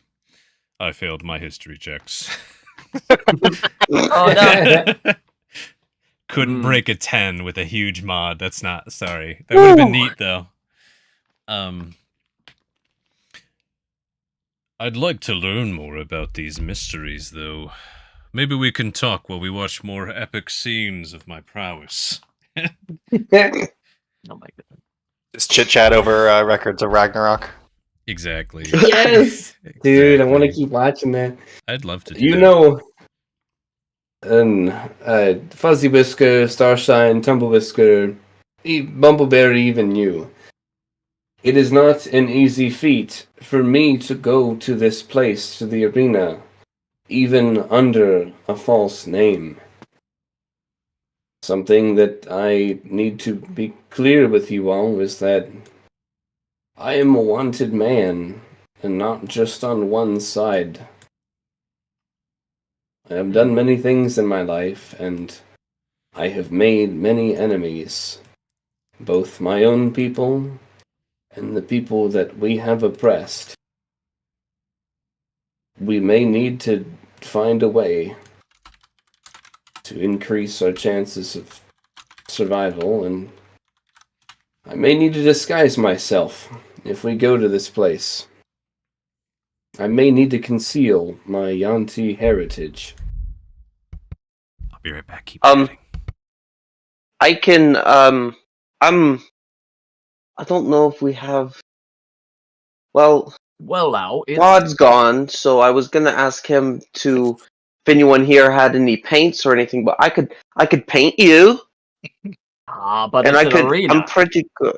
If there are folks out there who are wanting to get at you, wouldn't it make sense for them to do it in the arena? And you don't have to worry because you can just be putting them down. We don't always stay in the arena. We'll have to leave at some point. That's true enough there. But if it's how they be saying it will be, some sort of magic honey way, I'd be guessing. We'd be halfway across the world with no trace of us leaving if this job goes well. I mean, yeah, I could also paint scales on your other half, and you could say you're a lizard folk and not the Yanti. That'd be funny Ooh. too. I want to see that happen. Or maybe you could know- be like a dragonborn, and I can make them like purple scales, and you'll be like a purple dragonborn, and people will be like, "Oh my god, I've never seen a purple dragonborn before." How well can you paint? I'm intrigued. Maybe I I'm can wear pretty an good eye at painting. patch. I'm pretty good at painting, I could say. I mean, does anyone here have any paint by chance? Like purple specifically? Because we're gonna make the first purple dragonborn to disguise him. That was it, Gets. That was it. Okay, cool. You want to go and paint your scales purple? I'm gonna paint his whole body purple and do scales and see how good my art is, and I'm a channel in this stuff and see if I can make him look like a purple dragonborn.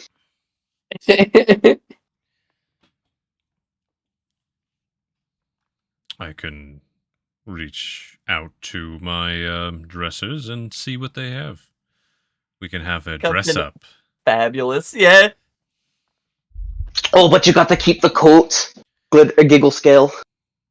Oof. The coat. Gotta keep the coat. So, GM, Mm-hmm. will I have the ability to recall my name or recognize someone calling my name under this guise? Yeah. Yeah. Everyone but Miki right now can do that. Ah, I see. Interesting. Okay.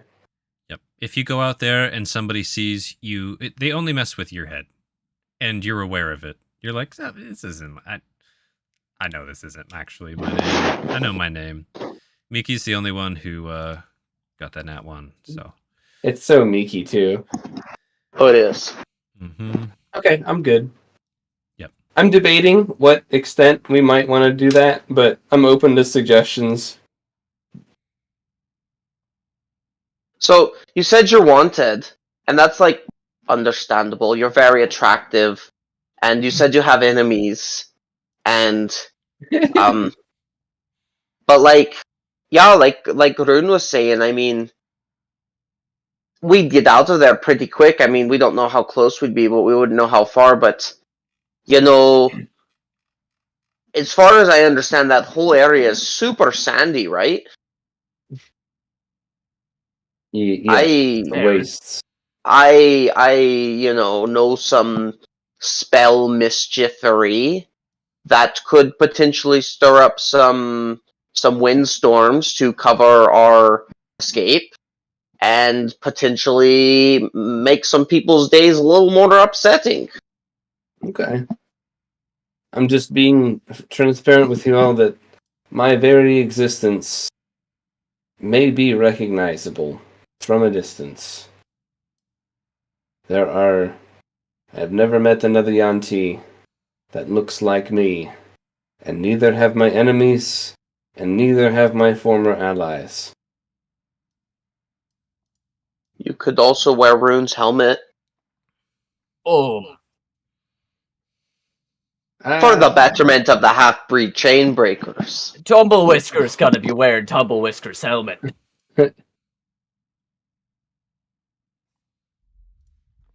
Keep saying name, dang it. I've No, you're said good. my piece. I'm sure we can find a way. I say, what are we waiting for? Let us begin. Yeah.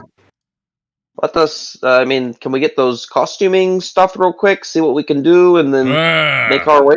Servant girl. And he gestures over to that particularly malformed, unseelie servant that I described and finally found a picture of. Hey. Here you go. Oh, poor thing. Okay. Hey, so This is one of my favorite servants. You see, she can never unlevel her hand. is she single? I don't know and I don't care. She's my servant. And It's always the fake girlfriends. You, get the dresses, or alert the dresses. We need purple. Figure it out. And just does a nod and scampers off, disappears behind some weird bark wall over on the side.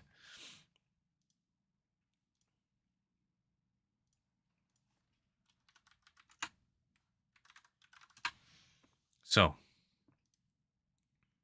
anything else you guys want to chat with old Honeypaws about during the feast night while he's showing you his UFC highlights? Pretty golden on my I can't end. think of it. Although No. what the hag and the hedgehog said makes a lot more sense now. Yeah. That's the way such things work. They'll give you, God, what is the word for that? I'm going brain dead. I might actually need to stop pretty soon tonight. God, Miki, what is it called when they're trying to tell the future and they give you stuff? Seer's stuff? What do they call that? A seer's vision. You know what I mean? Prophetic. Future sight? Prophecy. Yeah, prophecies. You only Prophesize. realize them while they're happening. That's the way prophecies happen. Yep. Oh, yes, you'll know when you're down on the beach and you will dance with joy. It's like, and then it happens. You're like, oh, yeah. I know that's what they were talking about 6 years ago. You know? Shit. This is way off topic. Have any of you seen Kung Pao? Yes. When he sees like somebody is like the Mufasa in the stars, and he's like, then you'll realize what I was talking about. Oh, stars above. Like, Yep, like that. I Silly. love that movie. It's been so long. It's the silly funs. Oh. Hey, if there's a prophecy, I want to hear it. But if there's not, if it's gone, it's fine. I'll get you that later. But they were basically hinting at prophetic knowledge, right? And they're like, oh, your fates are intertwined with the arena, oh glickle scaly. Yeah. Yeah. And then you learned where it was, and you shit. Oh, that arena. Got got it. Cool. So, you've had the feast. Some of the bears are getting tired having eaten so much. The table nonstop overflowing. Gradually, while showing the highlights and doing different things, some of the bears and bear folks find corners on the soft, mulchy ground and curl up and start snoozing and snoring. The bees cease their buzzing and hold on to branches and things that are up on the ceiling. Soft music starts playing, and essentially it's clear that old Honey Paws is turning on the bedtime notes for everybody to take a rest. Please, find a place you're comfortable. You're safe here. We will get you dressed and ready in the morning. You've been through such a fight today. How do you guys respond to him trying to tell you to do a sleepover in his man cave, literal man cave? I'm gonna go cuddle up with that white polar. There you go. Starshine watches him cuddle up with the polar bear, and then looks at the bear behind him, and he's like, "It's not fair that they're so dangerous, but they're so cute." Just come on, glitter elf. Let's go pet one of the bears. I'll hold your hand. I can do it. Cranky Pranky comes over and whispers loudly in your ear, Starshine. If you don't hurt them, they won't hurt you. In here. Yeah, there you go. Cranky. Just was off. So, Fuzzy Whiskers, you want to coax your way towards the white big polar bear. Roll animal handling with advantage. Starshine, you do as well with advantage. These bears got the itis right now. There's bees landing on them to snuggle. There's bees. 19. 21. Both you guys end up in that teddy bear spot. You're a reverse teddy bear now. You are the teddy for the bear. The little spoon. Yeah. Let me just roll the DCs if you want to escape on your own accord. Let's see. For Mickey, no, for Fuzzy Whisker. Sorry, I'm tired. Oh, yeah. Wow, only a 9 to get out whenever you'd like. And for you, Starshine. It's like a 35. Stuck it. Nat 1. Consumed by the... Whoa. I'm in for the night, guys. He just... That cave bear rolled a natural 20 to a 26. So literally, as soon as Starshine puts his hand on the bear's fur, the bear just yeah, just grabs you, man. Just swoops you up and double arm wraps your legs are straight and they have your knees pinned and they've got one other large paw across your hip over to your shoulder, gently resting on you. It's very comfortable and warm and terrifying. They're snoring. It's like a weighted blanket.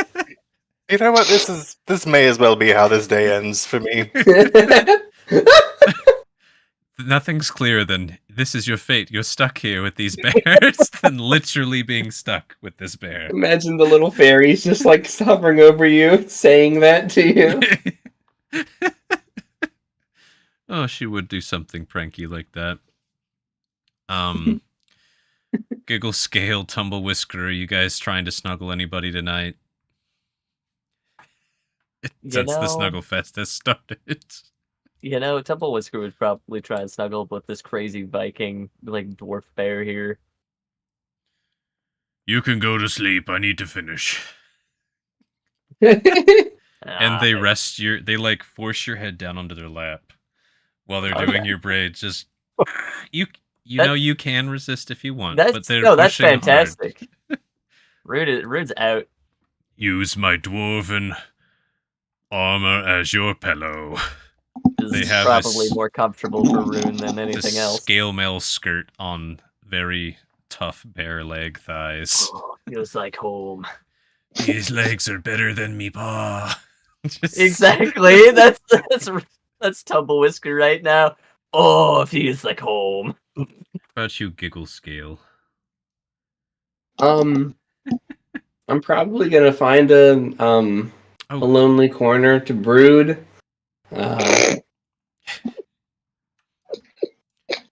Unless somebody checks in on me, I'm probably just gonna drift off somewhere in here. Cool. Sounds good.